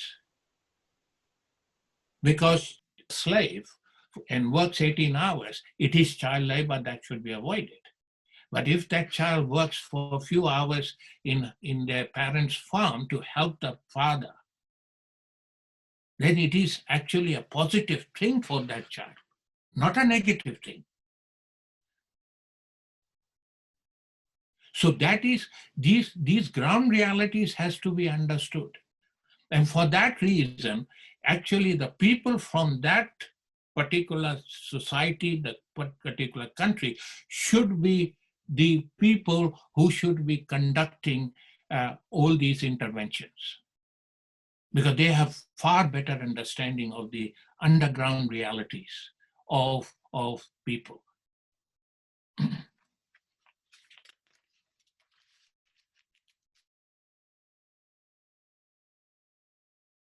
Value system that I'm proposing behind the alchemy of poverty eradication, we believe that it has to be not top-down approach, which is currently being used. Somebody comes from some other country and as part of the NGO comes and they may be expert in family planning, they may be expert in child rearing, they may be expert in parenting, whatever. But they come from a foreign country, from a foreign society, that's where they live, has been living for a long time. They come to a country and try to put a template to the people that this is the way you should treat your children, this is the way you should treat and nourish, nurture your children, etc., etc. Fact is, in Eastern societies, father is a patriarch. And children do not dispute things with their father as a matter of respect. This is our culture. Whether it is in India, in Pakistan, in Somalia, it is the same story. I have been living in Australia for 40 years. In Australia, after the age of 18, the child is no longer a child, is considered to be an adult. And is totally independent in their decision making. So what is required in Australia, when we came to Australia and our son was 3 years old, my wife and I sat down and talked about it. That in this country, father is no longer the place of wisdom after the age of 18. So wisdom has to be shared from a lot earlier stage. Communication has to be very open. Children can disagree. We used to have family meetings where there was a little bit of disagreement. We would have a family meeting and we say that in this meeting, you are allowed to say everything that you disagree with us. So that we can tell you why we say that and so I can explain to you. And we come to a compromise solution.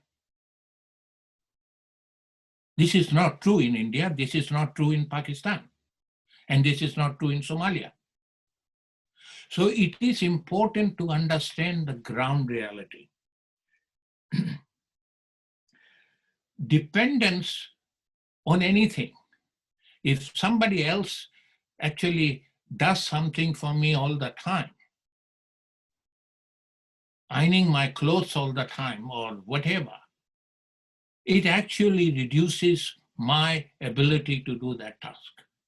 It actually reduces, and when somebody is sort of as part of the charity provides me food and so on and so forth, what it does is it reduces my self-esteem. And when your self-esteem is reduced, it creates a lifelong poverty mindset.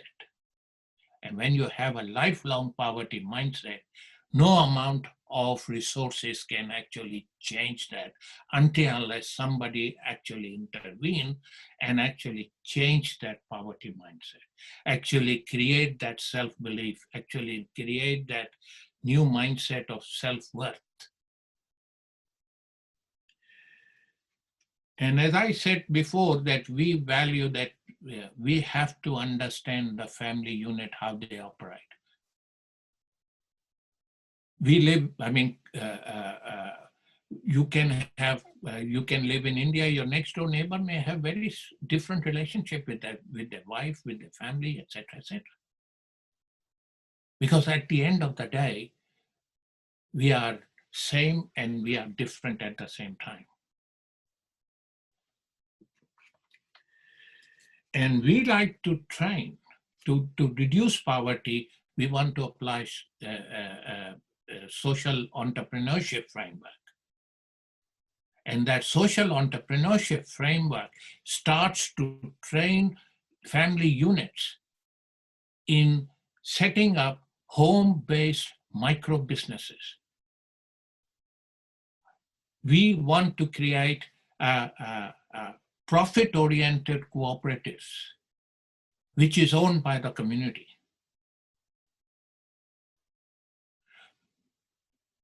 those cooperatives will actually market the products that is made in home-based business.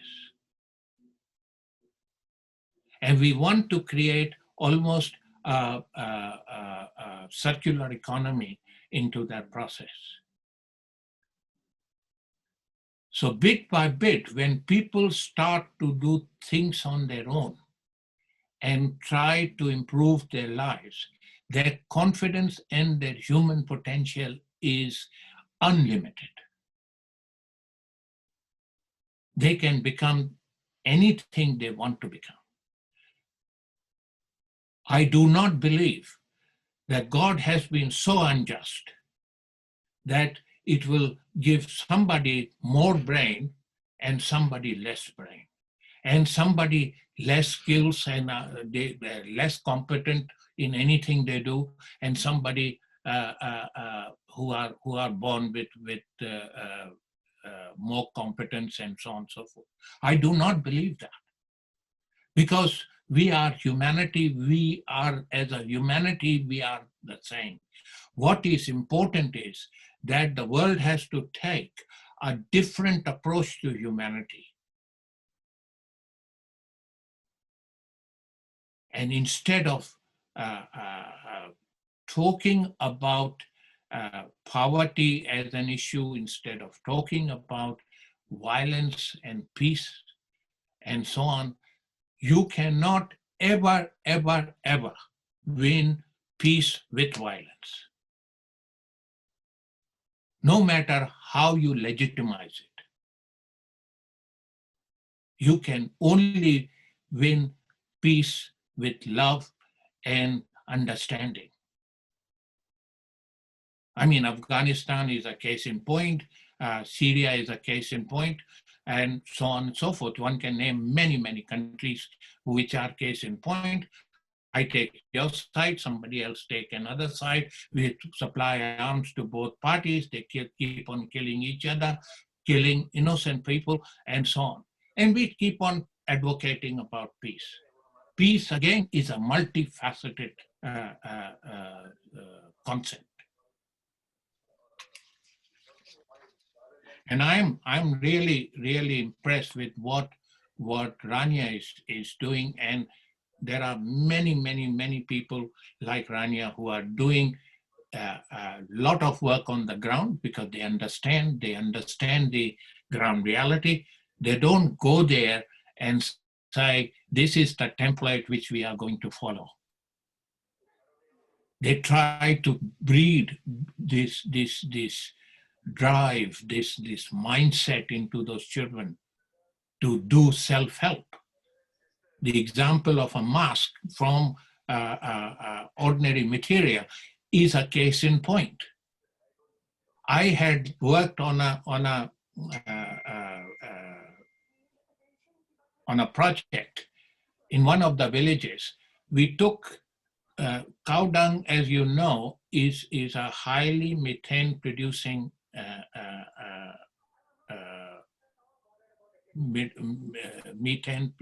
waste.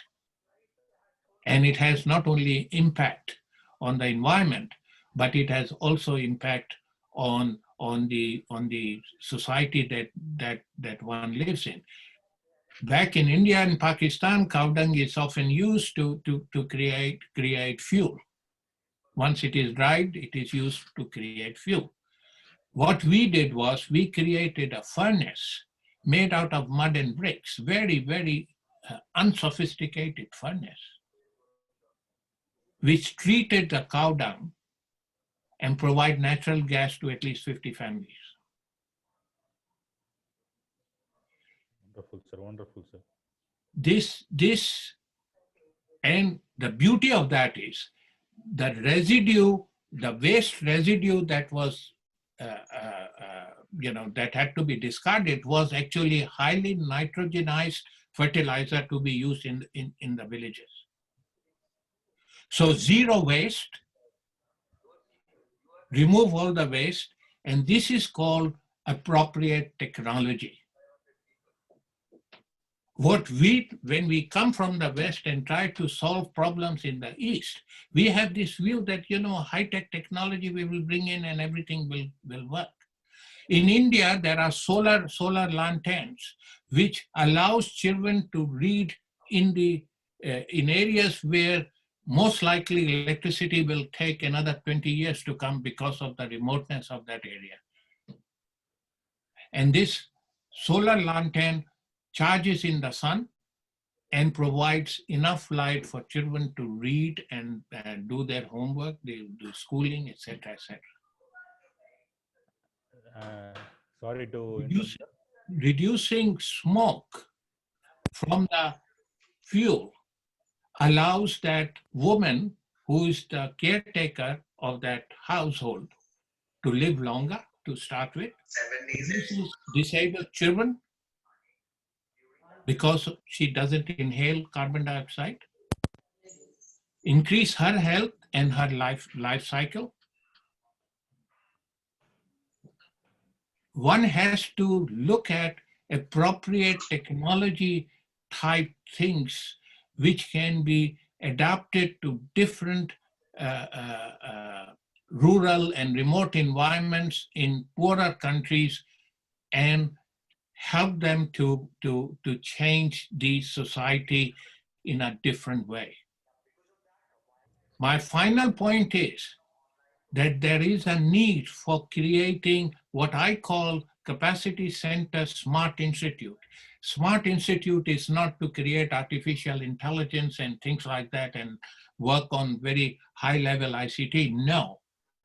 Smart institute is to identify opportunities within villages, identify opportunities within the resources that they have got, and create something which can provide sanitation, which can provide waste management, which can provide little businesses, which can flourish, and so on and so forth.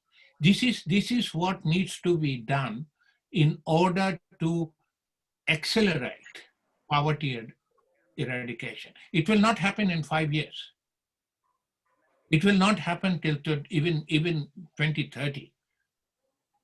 It's an ambitious goal, especially with the COVID, it is an ambitious goal to happen. But it will happen. It will start to accelerate. So this is my thoughts that I would like to share with you. Thank you very much for inviting me to speak. And it is really a privilege and an honor to speak to the distinguished gathering that we have got. Thank you very much. Thank you, Dr. Shahid Aman, sir. We have been pleased to have more amount of takeaways, sir. Your session has given us significant points to note.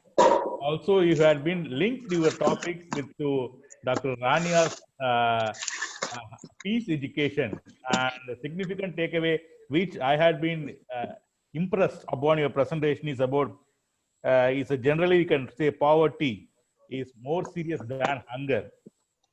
And you talked about rural poverty and about alchemy of poverty. As you talk about alchemy of poverty, like converting an ordinary into an extraordinary, it's like an catalyst work which makes the process quick.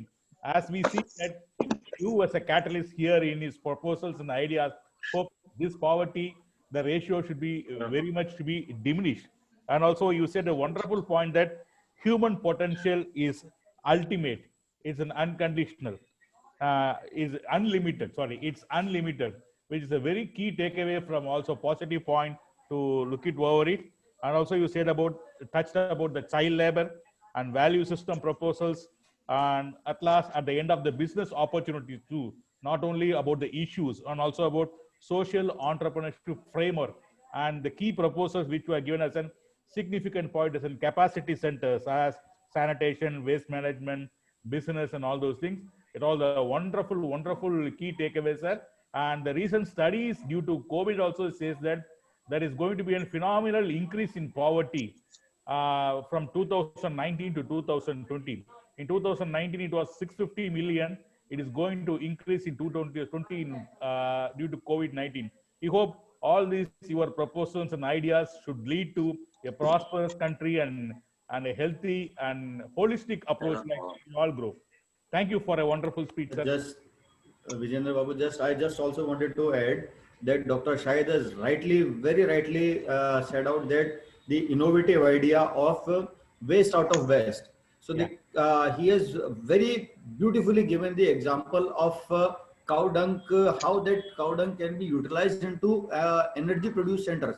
That is basically the waste, and this kind of innovation is required now and need of an hour for promoting and eradicating the poverty that is being the major issue that will come to the society after the post-COVID situation. Excellent speech, Dr. Shahid sir.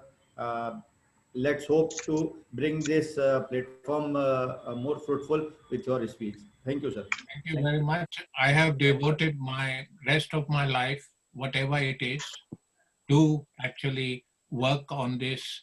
And actually it is a passion for me now. I have been a professor for 40 years. Now it is a passion to actually change the lives of humanity. Whatever little I can do, I'm not suggesting that, I will create any miracles, but whatever little I can do and whatever constructive work I can do, that's what GOC is all about. Our global opportunities commercialization is all about. There is a common ethos between the three partners that we want to change humanity in all aspects in a positive way. Not in any particular religious way, not in any particular political way, in a simply positive way where each human being on this earth, when they come to the world, they find peace, they find harmony, and they find the human right to utilize their potential to its maximum benefit. That's all it is. This is what, sir, we all are moving small steps, and our all together making a small steps will definitely going to make a giant step. With all our efforts, we are promoting the sustainability and peace across the globe. This is what we all are expecting and we all are promoting. Thank you, sir, for your excellent speech. Thank you very much for the opportunity. I really appreciate that. Thank you, Dr. Ashish Satyaswamy. And by the way, I will send you my slides. I didn't particularly wanted to bring it here because that would, but I'll send it to you. And if there is any question, there is an email address in it, and you can please contact me. Thank you. Thank you, Dr. Shahid Imam, and value-added points received from Dr. Ashish Satyaswamy. Next, we'll be moving to invite Dr. Azim Musa for his significant presentation. Welcome, Dr. Azim Musa. The platform is yours. Welcome. Yes, thank you so much. It's my pleasure to be here with you today, and I wish I can, to do something new. Today I'm going to talk about new technology, cloud of things. Cloud of things, include cloud computing, Internet of Things, blockchain, artificial intelligence. So, my suggestion, in this conference to universal adoption of this new technology, because this technology can fight, COVID-19 spreading in all the world, and also, for achieving the 17 SDG, also using, in a smart city, eco-city, a lot of advantages this new technology. So I'm looking, for universal adoption of this new technology in Asia and Africa and America to reduce the gap between Europe, America, and Africa. So, as the internet changed our life in the intervening years, cloud of things, we can continue to expect more, exciting change. And the launch of this new technology, will help a lot, with more intelligent, more efficiently, and also for developing country. So I think this new technology will help, in reaching or meeting the 17 SDG and 169, goals for, United Nations in 2030. So it's, will impact our lives, this new technology, and will, tackle the two main kind problem in healthcare and energy, help elderly and handicapped people, and hold the promise of fixing the millennium, all the human problems of poverty, diseases, violence, and poor leadership.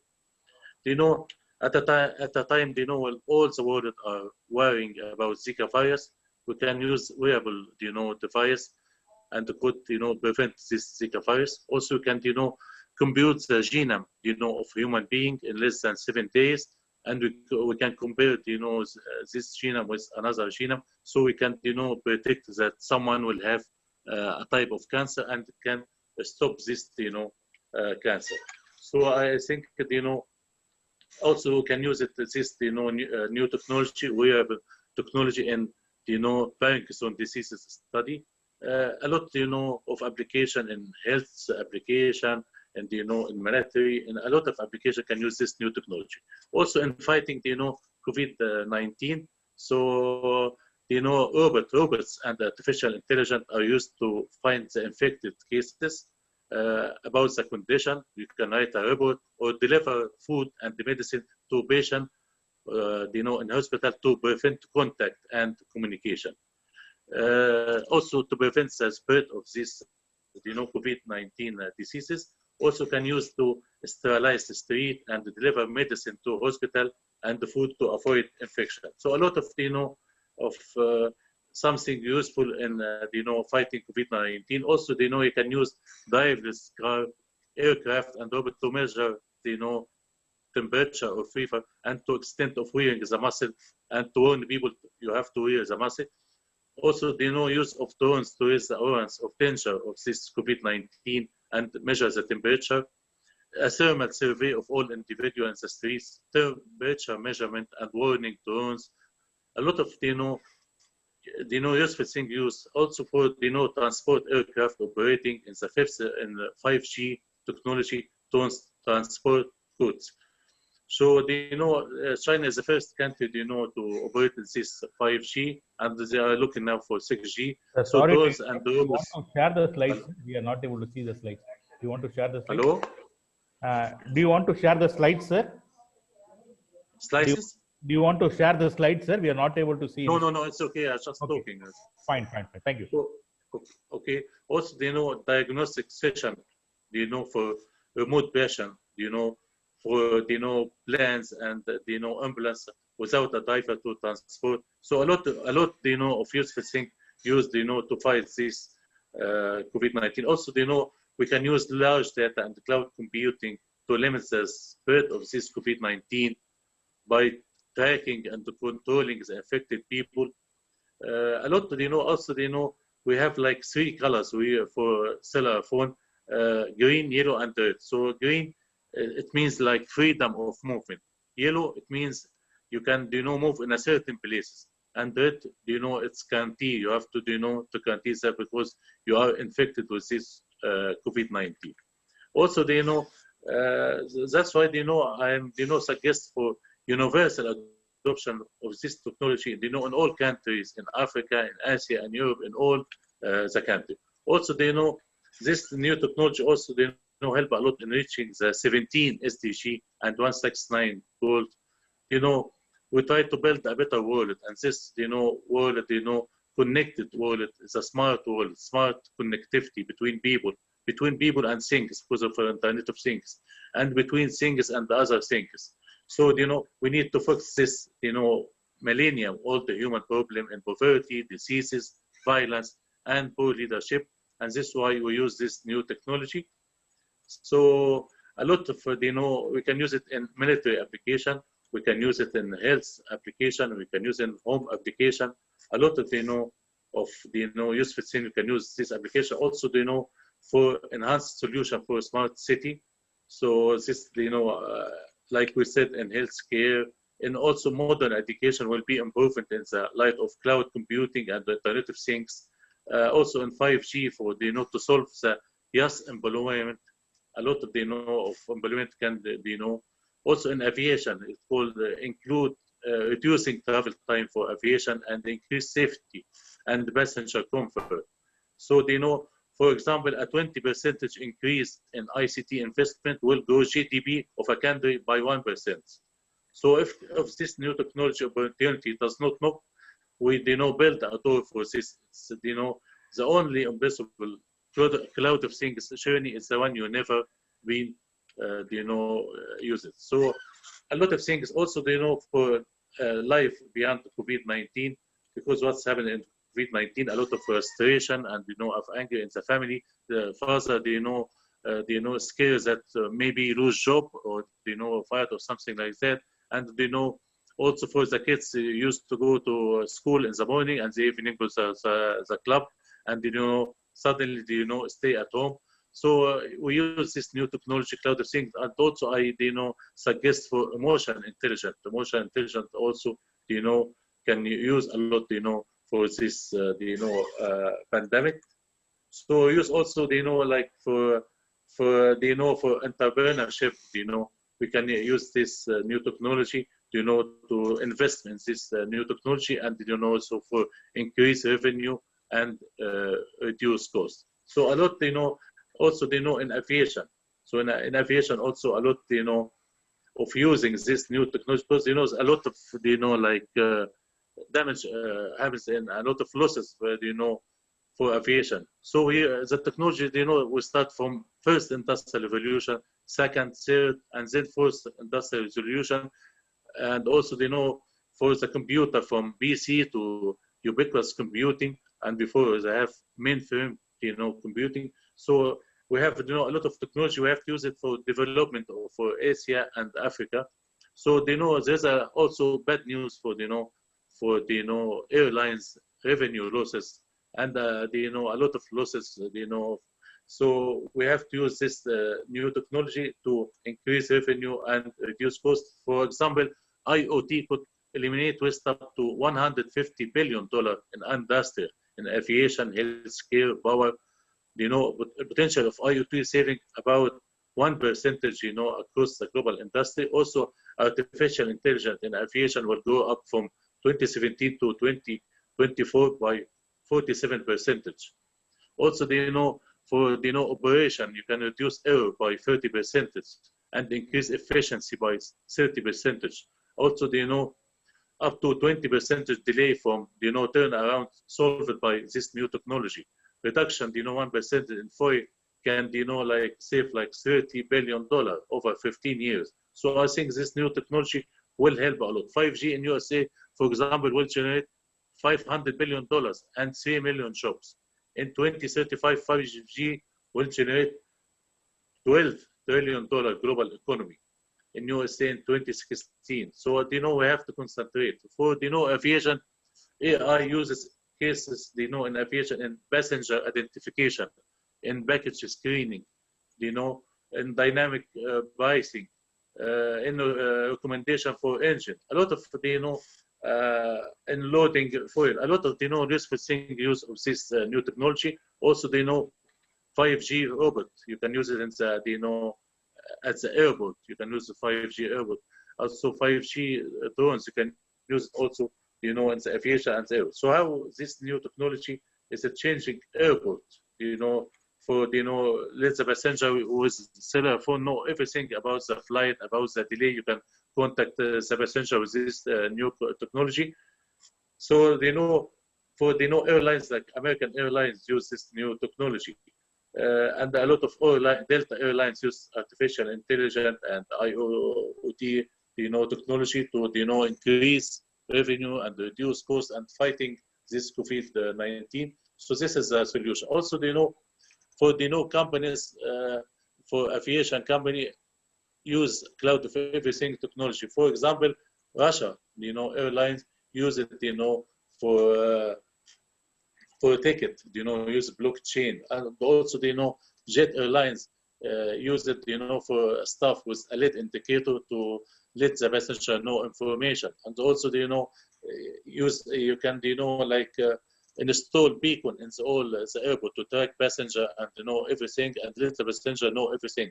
Also, you can for for a maintenance, you can use it to increase maintenance, and also you can install a sensor network in all the airport to measure number of passengers and to get all the information. You can like install about 500 beacon in all the airport to get all the information. Also sometimes aviation company make like agreement with the Rolls-Royce to know if the engine is full or something like that for safety of the passenger. So we are now in the new era of connected airlines and, connected air. So all sectors, include aviation, must recognize and appreciate and get benefit of this new technology gift of the 21st century, like artificial intelligence, blockchain, digital currency, cloud of things, tactile internet, IoT, augmented reality, virtual reality, mixed reality, e-commerce, ubiquitous commerce, data and robotics of cloud of everything. So it's surprising that, sectors, like aviation has woke up about this new technology. So I recommend this technology for development of Africa, for Asia, and for all the world. Thank you so much. Thank you, Dr. Azim Musa, for your speech on cloud inclusion IoT in sustainable development goals. Wonderful. You had been addressing on the disruptive technologies of the need of the hour, starting from IoT, blockchain technology, the current technology of artificial intelligence, and then about AR, VR, where it plays a major role in actually for education system too in this pandemic hours. And it was a wonderful presentation. And with respect to IoT, and as you said about the trends in IoT and automation, everything is getting to an holistic and collaborative, where in IoT we can see about the growth in data and devices with more human device interaction. Then about you talked about robotics, voice user interfaces, and the smart IoT, and about smart cities and connected devices and connected cars. It's all goes upon. So it gives about your next level of sustainable development of good towards for harmony and peaceful, sir. Wonderful, sir. Wonderful. We are being honored by you. Thank you so much. Excellent presentation, Dr. Asim, that you have made.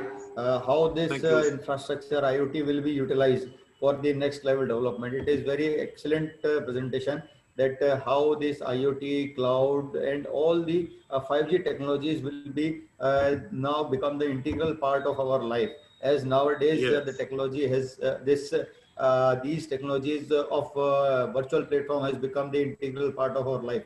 Now, the coming era that you have rightly mentioned, the 5G technologies, IoT devices, cloud computing is now becoming the need of an hour, and they all will become the integral part of not only the aviation industry, not only the infrastructure industry, but at the grassroots level also they will become the integral part. Excellent speech, Dr. Asim, and very honored to have these visions from your side. Thank you, sir.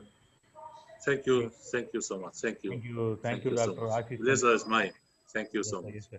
And next, I proud to call Dr. Prakash Chandragiri, who is going to talk about the current scenario of online education, the Facebook live streaming in the pandemic situation, an alternative means for teaching in English in pandemic. I welcome Prakash Chandragiri for this today's event. Welcome, Prakash Chandragiri. Okay, thank you, Dr. Bijendra Babu. Thank you so much for welcoming me here. So, can I be your co-host and then I can present some slides? I think Dr. Ripu, sir. Am I audible? Yes, you are audible, sir. Yes, you are audible. It is done, sir. It is done. Wait for a moment.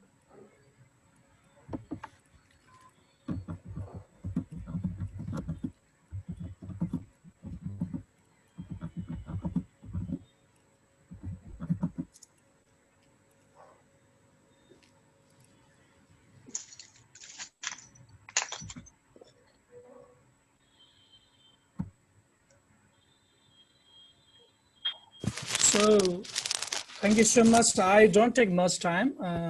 I'm Prakash Chandragiri from Nepal. I'm an English educator and a leader here in my school. I'm leading a school as a principal, come English teacher. And as we know that one of the sustainable development goal is the quality education as well.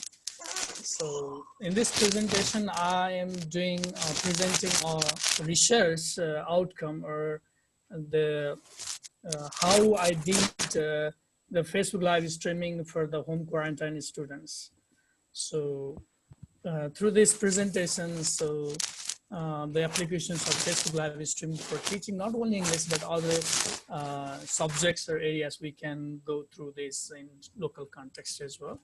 So I don't take much time on here brainstorming. So while starting the words Facebook live streaming in 5 words, what comes in your mind? So we can think of like some words in our mind, like an example from me, like events, enjoyment, so mobile applications, broadcasting, interruptions, disturbances, or it is the easy to use. So all of us, we have broadcasted live sessions in our life in different occasions or events. So what type of activities or event was it? So this is just a question so to brainstorm. In my area, in the pandemic situation, even now, teaching English language and reaching home quarantine students physically, it was very challenging job for us. So in my area, all the tourism sectors and education workers, most of them, they moved to the village sites and they were not in the city. And then I found the students staying home without learning anything because the government also, local authorities also didn't allow to go online because there is a digital division in the students, in the parents, and that's why local authorities and government didn't allow us to teach the officially in the schools and in different institutions here in Nepal, especially in Pokhara, in my city. And then I found out the students remained silent. I mean, they stayed without learning anything, just watching movies or something, or being at home.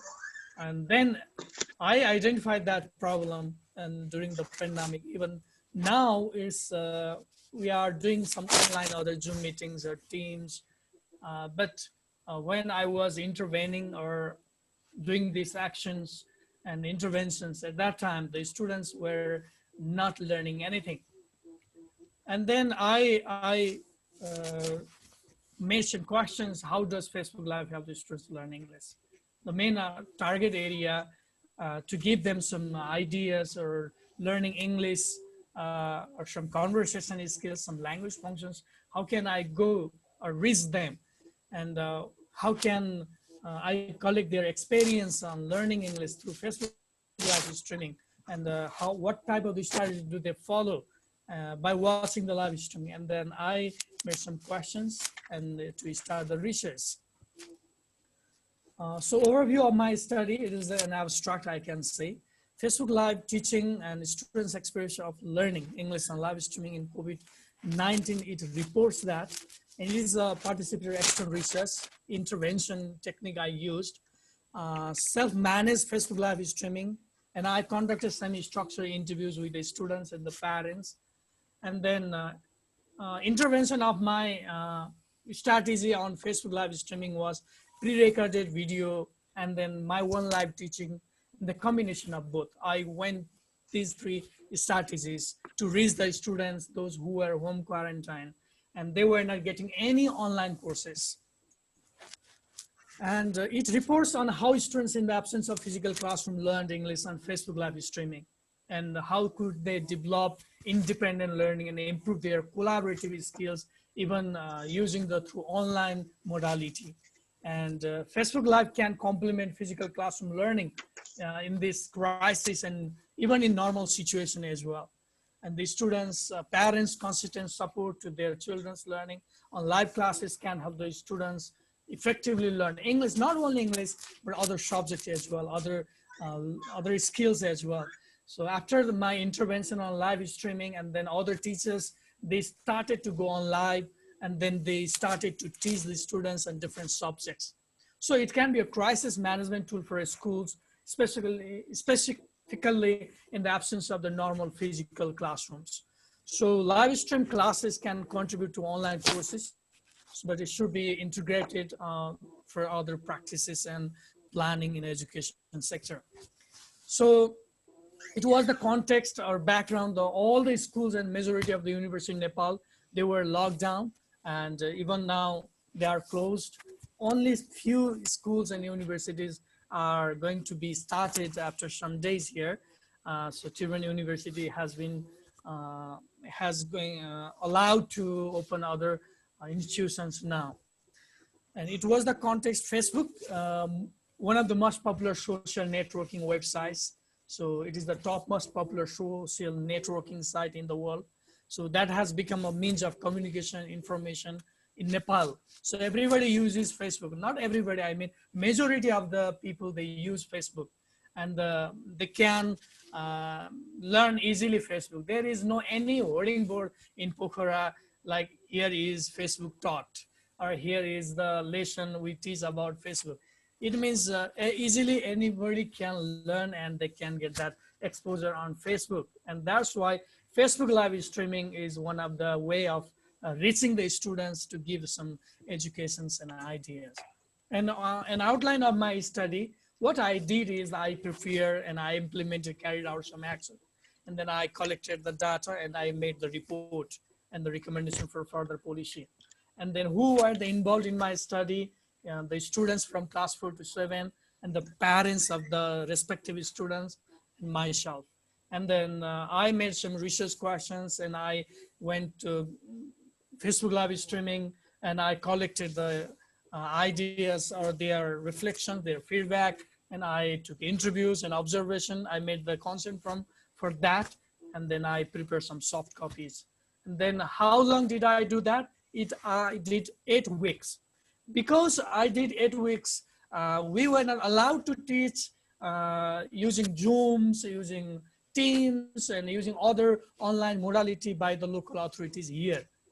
Because there is a digital division. Most of the parents and students, they might not have the access of learning that. That's why government didn't allow. But they can see the recorded one, they can see the live without any cost. That's why I went through this Facebook live streaming to reach the students, those who are at home quarantine. And I made this procedures like action research. It was a participatory action research, planning, action, observation, and reflection. And I went through the cycling process of just the reflections and their feedback. And the 10 students, 10 parents, I selected on the basis of volunteer participation on online semi-structured interviews. I took the interviews through phone calls and the messenger because we were not able to call them or meet them on face-to-face.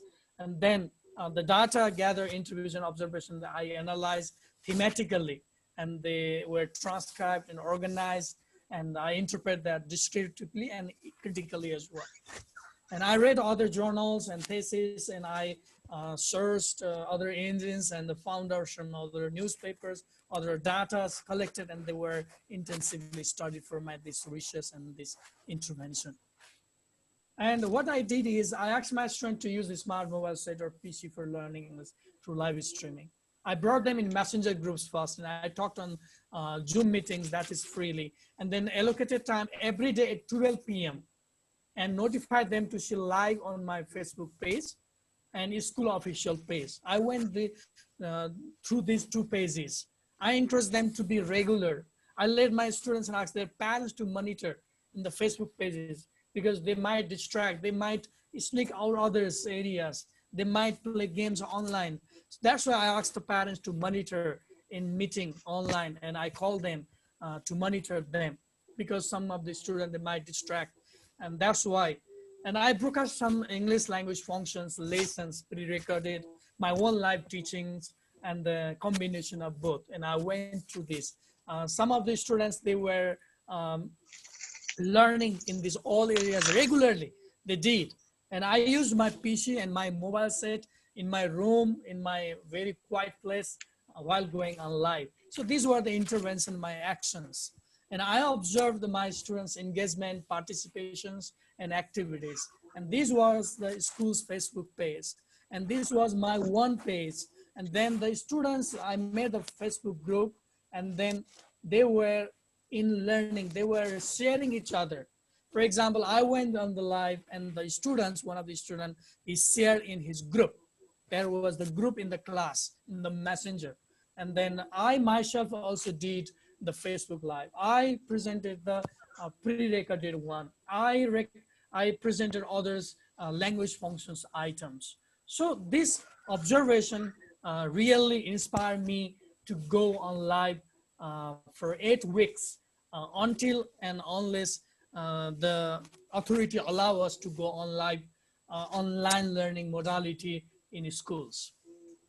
And the key findings is learning new technology and new way of learning, and the development of independent skill and collaborative learning, because they were out of this, the connection with the teacher, but they were online. They could develop their own independent skill. They went to the live themselves. They share some ideas. They uploaded the videos, and they talked on the messenger group about the lives and the learning ideas collaboratively.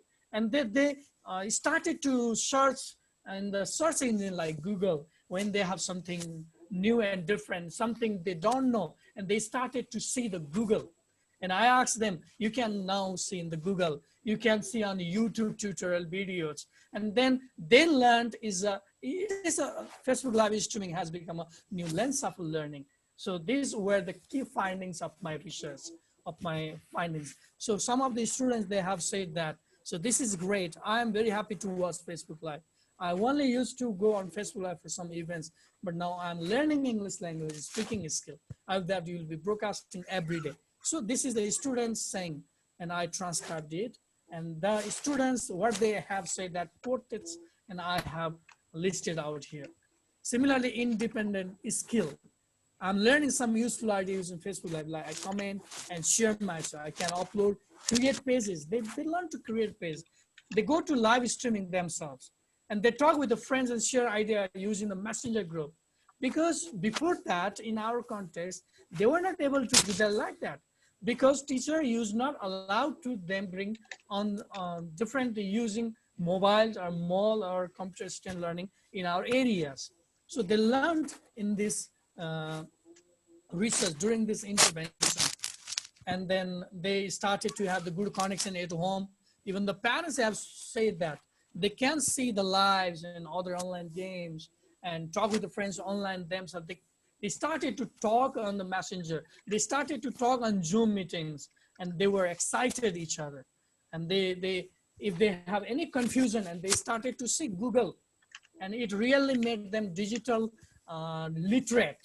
So I can say that it's a new way of learning. They started to be equipped. So, and this is a discussion, and I don't have much content here.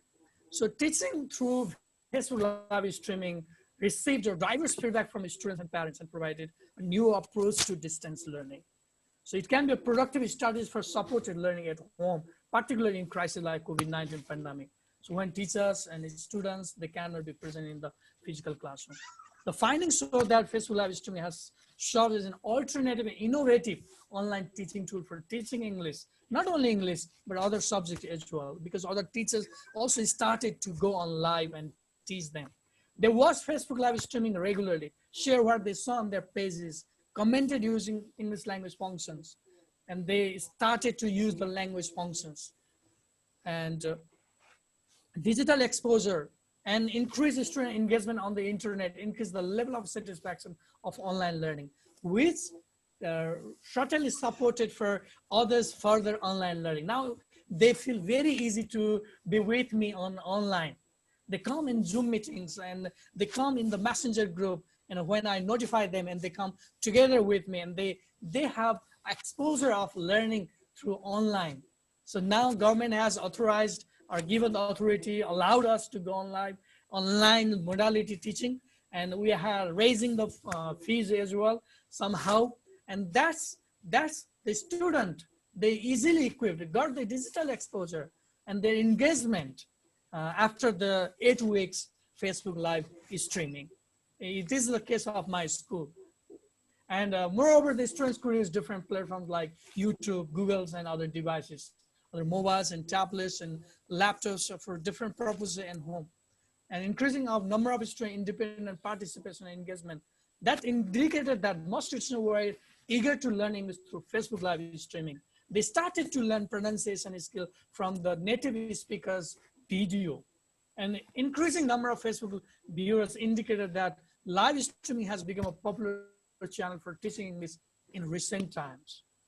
So this intervention, this participatory action research, this my study shows that the Facebook live streaming is one of the tools for giving or equipping the students, those who are marginalized, those who are out of the connections, they can see the recorded ones as well free of cost. They don't need to pay for it. They can learn easily. They can learn recorded one as well, so that students get opportunity for education and learning. And conclusion is Facebook live streaming has been identified as an effective online tool for teaching and learning in COVID-19 pandemic situation. And the 3 strategies I employed that broadcasting pre-recorded video and my own live teaching in the basic schools students, because my school is up to class 8 and I did this for 5 class to 8 class students. And from their home they can learn, they could learn. Students could learn collaboratively and independently from home in the time of crisis. The study found both potential and challenge of Facebook Live teaching, which was conducted in the pandemic situation. So it provides the student more exposure of other source engines and online platforms, which help them develop independent skills for subjected learning. So this is the conclusion. And Facebook Live streaming can be one of the tools to give one kind of the educations or the teaching learning activities to apply in our real life context free of cost. So this is one of my conclusion. Thank you very much. And thank you so much for this platform to me. Thank you, sir. Thank you, Prakash Chandragiri, for your wonderful address on Facebook live streaming. How you utilize your students to address in current pandemic situation. Also, the key statistics says that Facebook live video streams surpassed the 2 billion mark in 2019 and is crossed more than 5 billion mark in 2020, and it generated over 3,000 years of video watch time every day. So we had appropriately used the exact platform in current scenario for making education to be delivered uninterruptedly in COVID pandemic areas also. I really appreciate your efforts in current situation. Thanks for your active involvement. Wonderful presentation, sir. Thank you. Thank you. Now I welcome our dear, lovable sir, Dr. Professor Kuldeep Charak, founder member of Innovation Society India, to address our event. Professor Ji, please, sir. So, good evening, first of all, from India to all the members across the globe who are present here. This is, in fact, Dr. Babu, am I audible now? Yes, sir, you are audible, sir. Please. Yeah, sir. good. This is the first time since the inception of the Asia-Africa Development Council, which we started 4 years ago, where we are conducting this time the online kind of program. In fact, we had a lot of planning for this year to execute, to conduct a different kind of this annual summit. But unfortunately, because of this COVID-19 issue, which is spread across the globe, we are hamstrung, and the platform which we had never thought of to use for our Asia-Africa Development Council discussions and ICT summits or award ceremony, we had never thought of. But then we are into it now. It's a new learning, of course. The quick intake from my side, as a view from my side, is every situation makes people learn, and therefore COVID-19 also has 2 dimensions. As we know, each thing has its own pros and cons.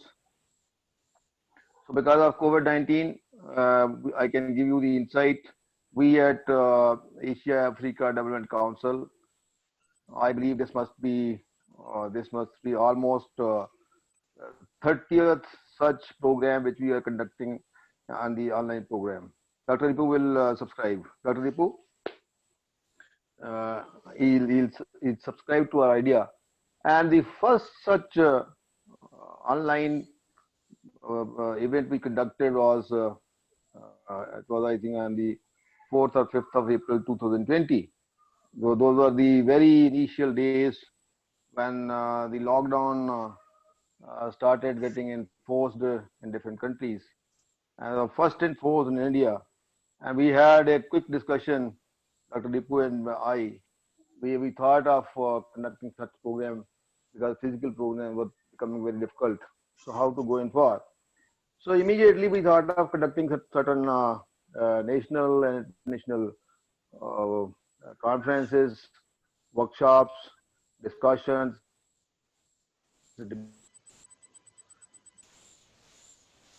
this point of time. As I said again, we had a lot of plans to execute, but nevertheless, the efforts are going around.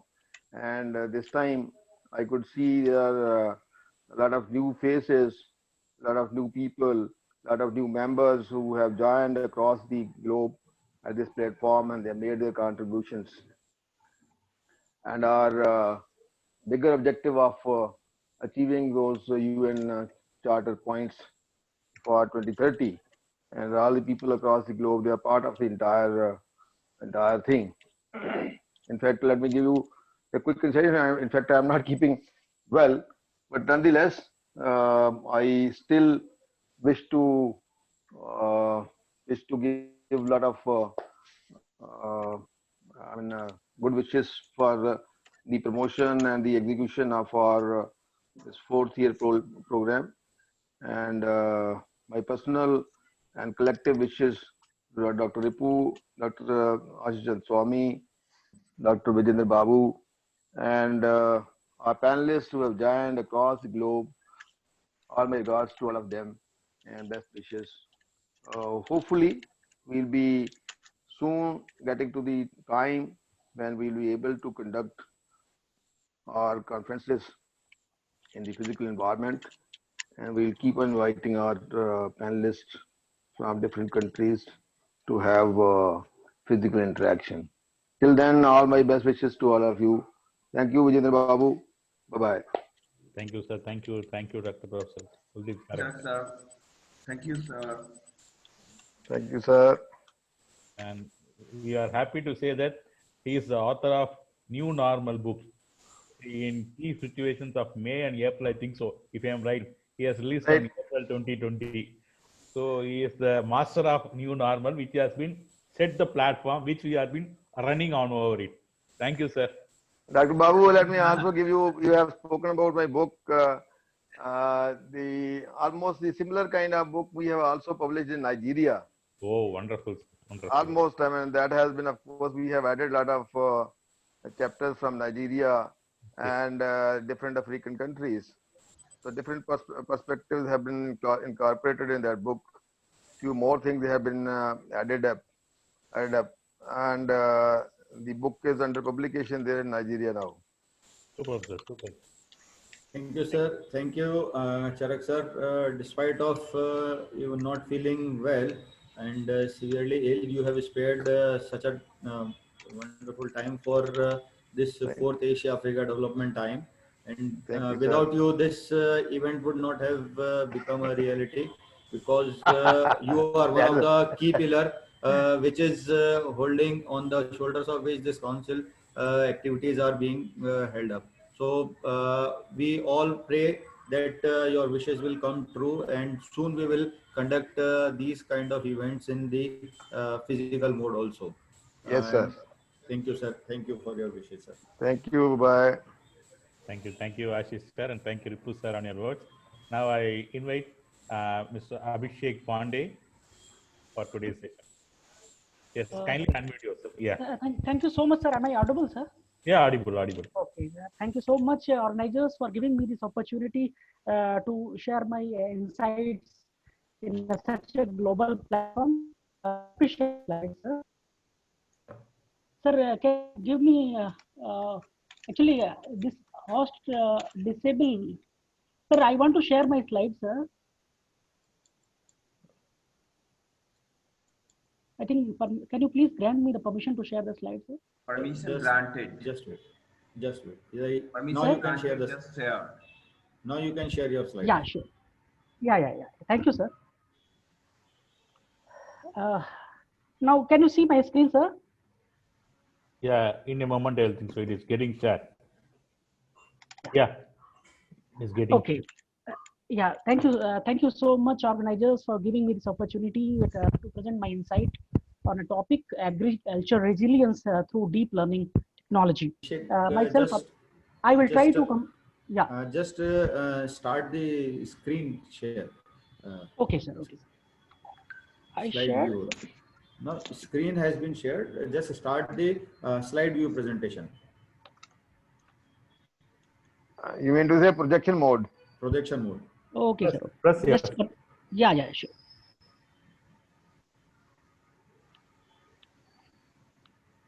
Okay, now I hope it is. Yeah, fine. Yes, fine. Okay. It's perfect. It's perfect. Myself, Please Abhishek Pandey. I am a research scholar at SCSP University, Kanchipur, and my talk is agriculture resilience deep learning technology. As we all are aware, India is a particularly agriculture country, and but in particular in the time of this COVID pandemic, this ongoing health crisis has affected almost all walks of life. Indian agriculture sector has been facing several challenges because of COVID-19 restrictions. Outbreak of coronavirus in India and its consequent lockdown, unfortunately, also coincided the country most peak harvesting period. During this pandemic, Indian farmer faced many problems in agriculture domains, such as a lack of irrigation infrastructure, market infrastructure, and transport infrastructure, etc. And in this study, we have discussed various problems faced by our farmers, and during especially in this lockdown period, and various steps that has been taken by our government of India in order to cope up this situation and provide facility to our farmers. And we also proposed a solution, a ecosystem which provides a digital infrastructure so that our farmer can monitor their growth of crop from remote through deep learning and IoT technology. And the ongoing health crisis, COVID-19, has affected almost all walks of life. Because of this Yes, sir. countrywide lockdown, you will be going to present next. So disconnected I will logistic invite lead, you lack of for your agriculture presentation, and input, then you will take source charge. of labor Okay. After because of this Abhishek speech, I countrywide will invite lockdown, several you. disconnected logistic and in transportation. This caused lack of agriculture input, lack of availability of labors, interrupted trade market, unable sell of products because of this COVID lockdown. That leads delayed and postponement of agriculture production, and that caused the wastage of food, and ultimately it leads food insecurity and decline in income of the farmer, and that leads the social instability. Now, our government of India had provided several measures in order to cope this situation. Immediately after this nationwide lockdown, Finance Minister of India declared 1.7 trillion package, mostly to protect the vulnerable section, including farmers. And at advance rupees of 2,000 rupees has been transferred to bank account of farmers. Various schemes government of India has taken. I want to show that Kisan Yojana, Agri Infrastructure Fund, and formation of micro food enterprises, Pradhan Mantri Matsya Sampada Yojana, National Animal Diseases Control Program. Several schemes government has taken in order to cope this situation, especially in this lockdown period. And we instead of these many these many steps government has taken, we have proposed a digital infrastructure. Farmer proposed a deep learning and IoT integrated farming, because the COVID-19 lockdown movement of farmers to their agriculture field has been restricted. The proposed system will help the farmer to work from their home and to monitor their crop remotely.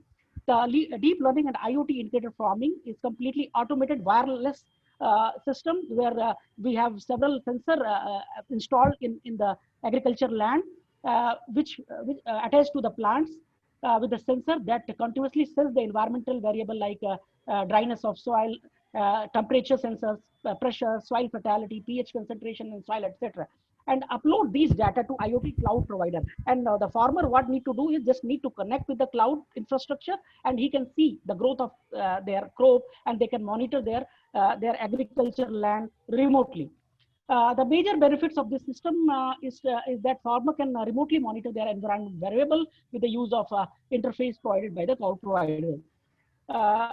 Where the sensor will upload the sensory data to the cloud provider, and farmer can just log in and monitor their agriculture growth.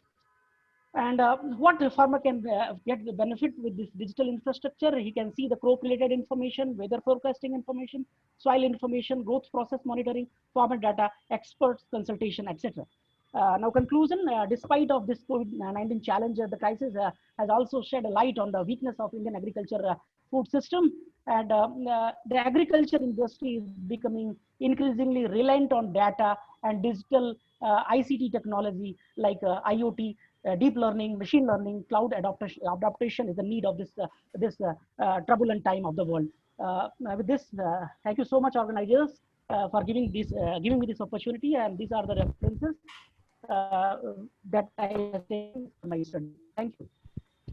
Thank you, Abhishek, for giving us the very deep insight about this agriculture and IoT and the various schemes that government has launched just after the pandemic situation.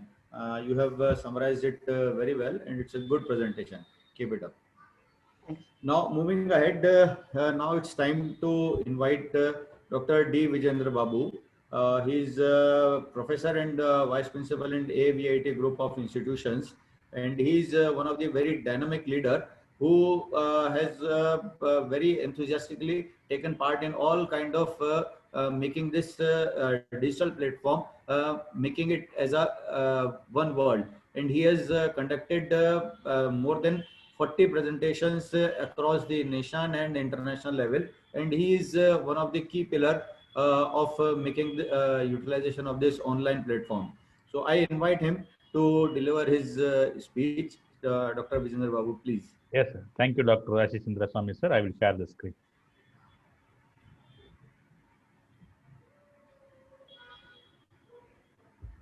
I hope you can able to see the screen, sir. Yes.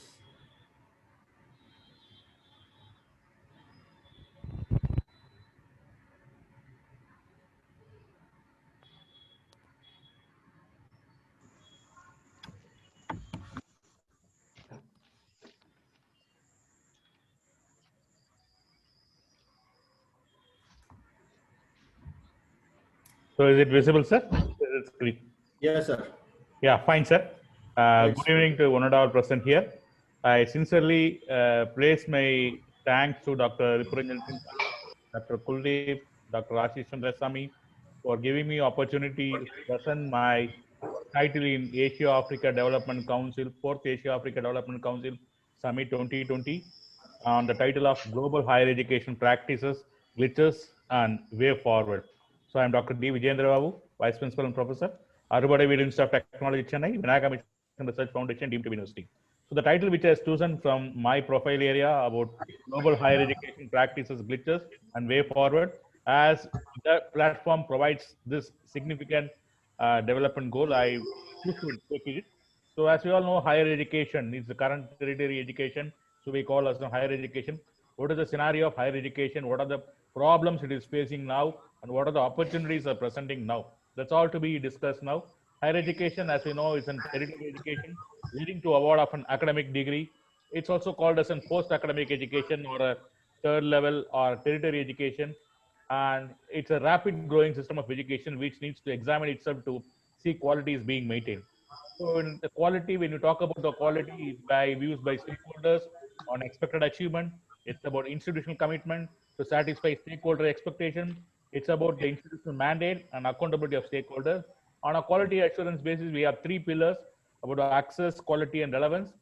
And the various dimensions in quality of higher education, it's about the tangibles, like and characteristics with competence, attitude, content, delivery, and reliability, and the characteristics which results to adequate and modern equipment facilities, ease of access, various parameters are discussed, and we will be discussing about the key variables impacting the quality of university education. So it's about the institutional vision, mission, and the strategic goals planned by the university, and the governance and administration, the resources, which includes human, material, infrastructural, and financial, curriculum and academic programs, the quality of teaching, learning, research, and about objectives of tuning programs and collaboratives, extensions activities and consultancies, and student admission, the major parameter, and instructional materials and equipment, assessment, examination. And next, we'll be discussing about the significant impact of COVID-19 on global higher education. So in the global higher education, due to pandemic situation, many students have dropped their opportunities or wishes to get into various countries to pursue the higher education. And those who are pursuing there also, now they have been tending to through online education. So the challenges to internationalization becomes a key factor here, and also affected impact on teaching. But the teaching has come across very actively, proactively reacted to it, utilizing online tools variously effectively, and the significant approach with respect to impact on research, like one-to-one activities in the universities or laboratories, there was a hindrance as how the industries got hindered. And about the societal mission of higher education, the global cooperation paramount, and about the actions of the International Association of Universities, IAU, to promote global operation. And due to it, there have been few possible outcomes also, like opportunities to grow as an unexpected and unusual driver of online education. You can see as to the previous presentations about Facebook live streaming, it's about using various platforms like Zoom, Microsoft Stream, WebEx, where GoToWebinar. So various chances of attending classes through various elements, and also increase legitimacy of online education and challenges of online education. And we focus on with respect to short-term and long-term implications of the online shift and apprehensions and opportunities. And with respect to challenges, these are the place which plays a crucial role. Unsustainable cost of traditional methods of instruction, changing population, educational technologies, balancing the curriculum. As we know that the amount of portions are getting reduced, and the way of reaching them, it's the self-motivation plays a major role, and unbundling and rebundling, the arms race. Like every institution plays about their individual factor or significant factor as USP with respect to others. And then about the future education opportunities. In the current scenario, the problems are existing and how to overcome it. So the graph shows that it has been a recent survey which shows about the future higher education opportunities. And this is about the domestic territory education system. This is about the international student mobility and international student inbound. So this is about the parameters which describes about the opportunities existing. And this is about the democratic drivers, like from India, the amount of population, and from various countries. It varies from China, US, UK, and other shortlisted countries too. And with respect to the existing opportunities and what are the global engagement. So with respect to first category, which has been taken about international student mobility, and the current opportunities, it's about largest outbound mobile student flows by origin of 2009.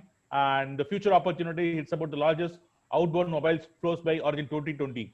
So there has been few positive attributes to be taken into consideration, like fastest growing outbound mobile students from next decade onwards, and utilization of online resources, and about international student mobility, the size and growth of domestic territory education system, the TNE, the academic international research collaboration.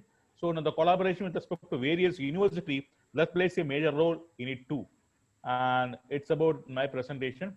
I sincerely thank for me to give me this opportunity to present about the global higher education practice, riches and way forward. Thanking you. Thanks for the opportunity.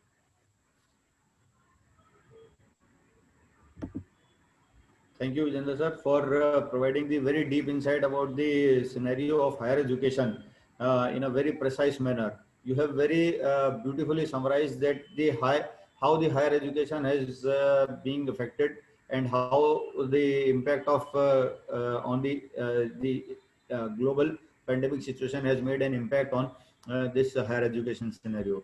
It's really very wonderful and very precise information about the higher education scenario. Now, may I now invite once again, with the permission of Board of Management, I may request Dr. Vijendra Babu to provide the vote of thanks to mark this for the end of this event. Yes, sir. Thank you, sir. Thank you. Thanks for the opportunity. Thank you, Dr. Ripu, sir, and thank you, Ashish Sami, and all the presenters today. So I am sincerely inbound to present my vote of thanks on behalf of Asian Africa Development Council of the fourth year of Asia Africa Development Council Summit 2020 uh, for this event. So there was some significant presentation from various countries from Egypt, Australia, Greece, Yemen, of various development activities, starting from Dr. Rihanna, who spoke about sincere thanks to all the members, Dr. Chris, Dr. Rihanna, Dr. Shahid Yemen, Dr. Azim Moun, and Dr. Prakash Chandragiri, and Mr. Abhishek Pandey. And my sincere thanks to the office bearers of Asia Africa Development Summit 2020, who has made this for an wonderful opportunity to connect across the globe and exchanging of the current scenario of education. And also there have been key takeaways also existing about, like we have seen about the poverty in education, eradication of poverty in education, and key takeaways for development of the countries, and unanimously looking forward the development of the nation too. And this was a wonderful opportunity. I sincerely thank the whole office bearers of this association to take forward to this event.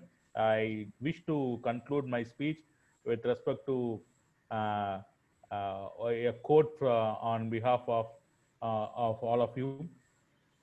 You, without thanks, without saying thanks with a vote of thanks, it makes an immense pleasure. Like, watch your thoughts for they become words.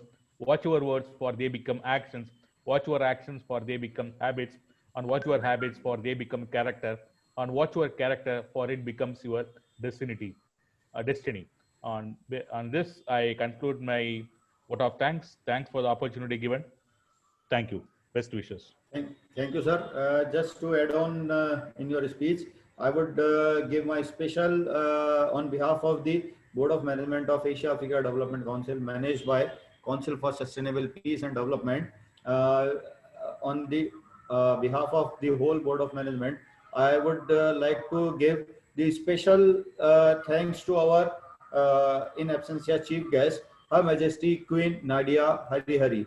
She is personality who is doing the humanitarian activities all across the globe, and she is especially considered the sister of Africa. She has done a whole lot of activities. Many kind of activities are being conducted by Majesty Queen Nadia Hari, and she is currently the world president of Elder Donor Neuron and the pro chancellor of Rockfield College of Management. She is doing all these humanitarian activities just to promote and provide the platform for the business leaders to improve and expand their network.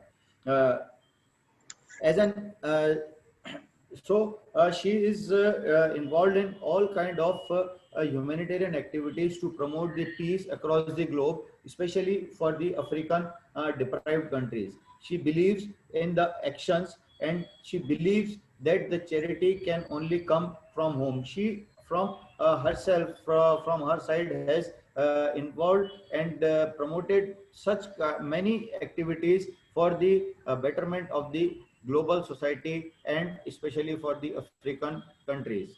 I give my special thanks on behalf of Asia Africa Development Council to our chief guest, Her Majesty Queen Nadia Hari.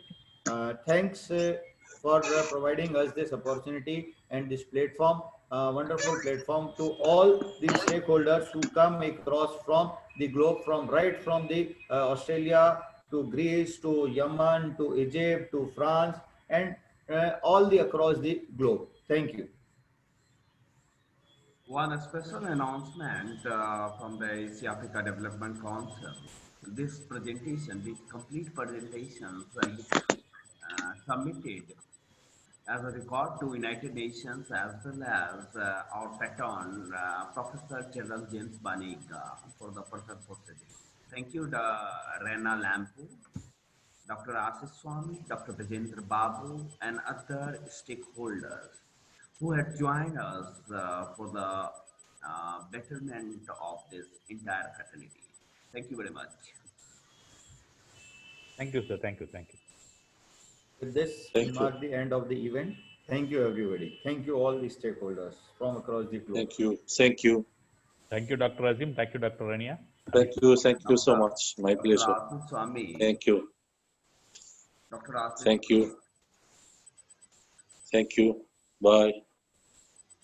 Yeah. If anyone have any requirement regarding the certificate and another things, kindly convey the message to the Asia Africa Dev on online.com or mail us asiaafricaonline@gmail.com. Okay. We will send a certificate to your concerned email ID. The email ID is being shared on the group chat. So you can please take a note of the email ID and just share your requirements. We will respond to that. Thank Thank you, everybody. Thank you. Thank you, sir. Namaste from the India and from the humanity. Thank you. Towards the sustainable peace, We will meet you. innovation, Meet and again. sustainable Rana development. Lampu, we will meet again. Thank you. Thank you, sir. Dr. Vijendra Babu, thank you for your marvelous contribution toward the authoritative concern regarding the Council for Sustainable Peace and Development, Innovation Society of India, and the one of the major trademark that is the Asia Africa Development Council. Thank you very much. Thank you, sir. Thanks for the opportunity. Anya, would you like to give your final wordings? Yes, it was my pleasure to participate in this so meaningful and enriching conference summit. I believe that, as I said before, we are all in this together. We need to collaborate on a national and international level in order to promote sustainable development goals worldwide, and especially peace education values and peace in order to cultivate peace building skills. So, behalf of the council, I am also proposing Rania Lampu as a member of the Innovation Asia Africa Development Council. Okay. So, Thank you. Ashish, kindly take this note and Sure. proceed further. Sure. So I will connect her and we'll do the needful. Thank you. Thank you. Thank you so much. Dr. Chris, thank you. Thank you for your lovely invitation, and hoping for future cooperation with you, and hoping that for universal adoption of new technology to fight COVID-19 and for everything good for all the world. Thank you so much. Okay. I hope we collaborate again in the future. Sure. Thank you. Thank you.